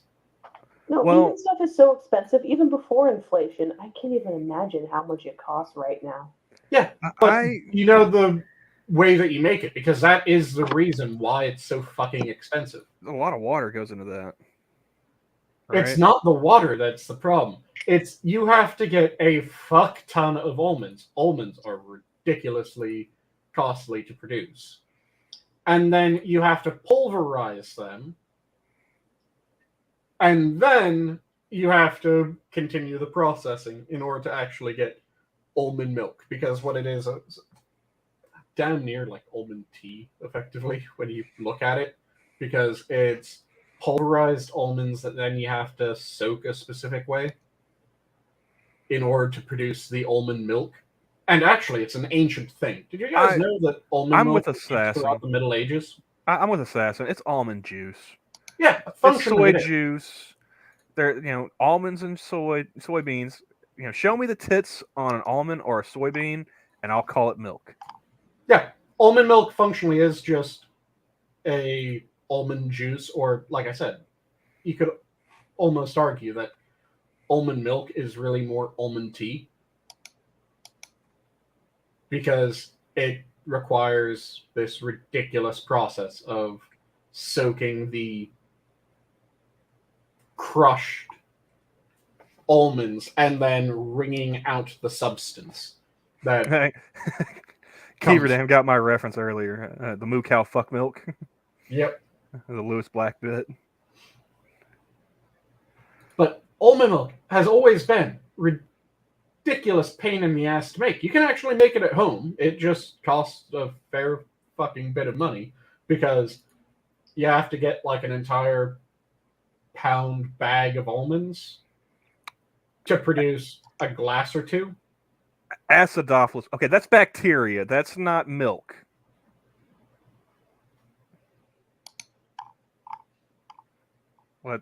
We're getting too liberal with the use of the word milk here, folks.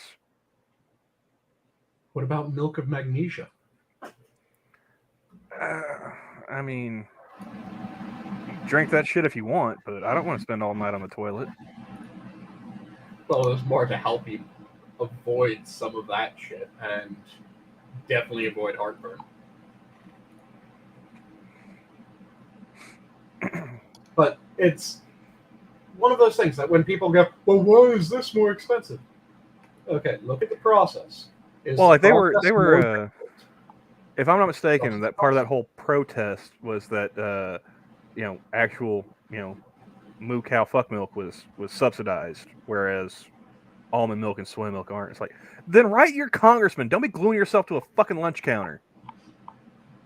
And actually, most farming in the U.S. is subsidized to a fair degree. And almonds are farmed.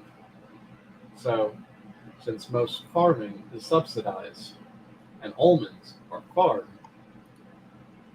it's probably already subsidized. It's just that it's getting farming subsidy rather than ranching subsidy. All right, we're talking about a septuagenarian actor who glued himself to a Starbucks. We're not dealing with the brightest marbles in the knife drawer, okay? I'm not saying that we are. I'm just of all the phrases. I'm just pointing out that shit, man.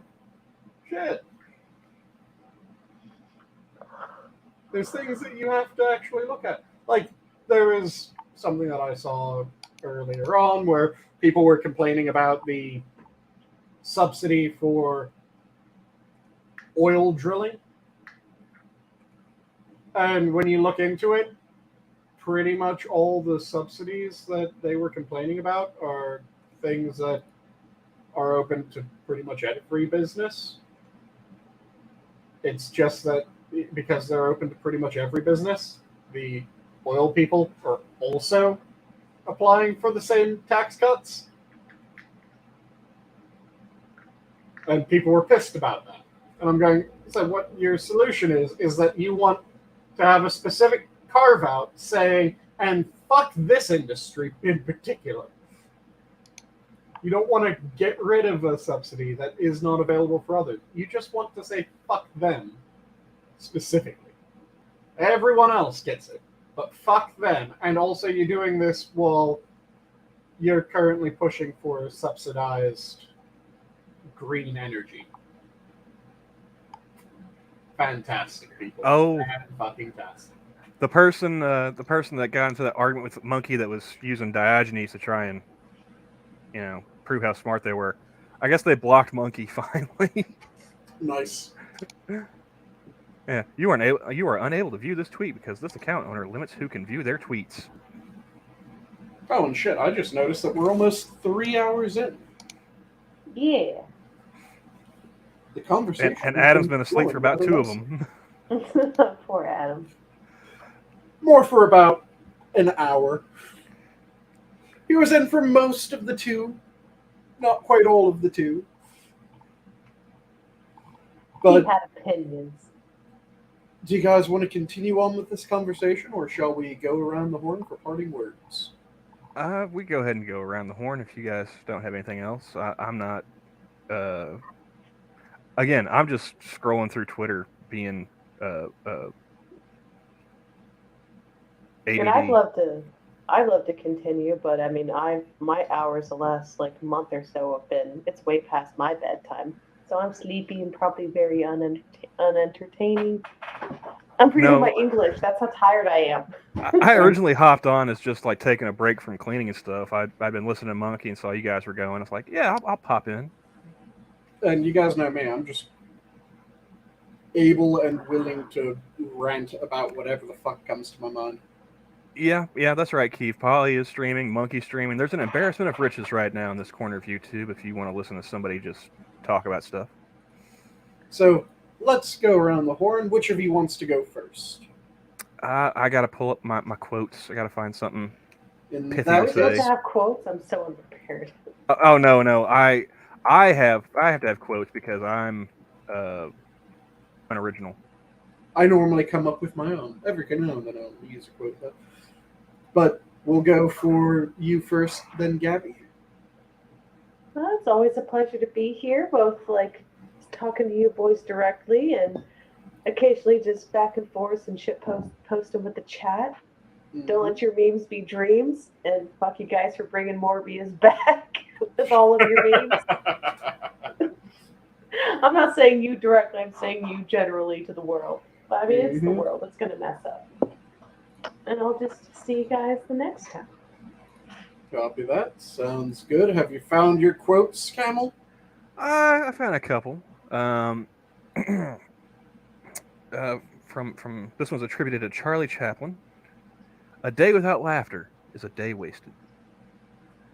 And from Dale Carnegie, for all you procrastinators out there, remember, today is the tomorrow you worried about yesterday. Nice. So I'm torn between two different options. Should I go for my standard, or should I verbally work the shaft as a bit of a fuck you to Camel? Because he had to look up his quote, and I can just recite one from my mind. Well, you go ahead and do that, Sarah, and you make sure you cup the balls while you're at it. In that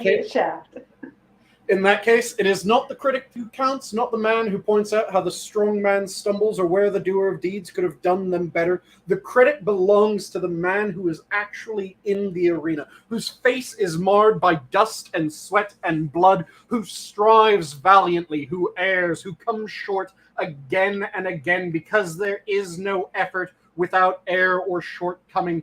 But who does actually strive to do the deed, who knows great enthusiasms, the great devotions, who spends himself in a worthy cause, who at the best knows in the end the triumph of high achievement, and who at the worst, if he fails, at least fails while daring greatly, so that his place shall never be with those cold and timid souls who know neither victory nor defeat. And Mr. Dax says, "Sir, this is a Wendy's." Nice.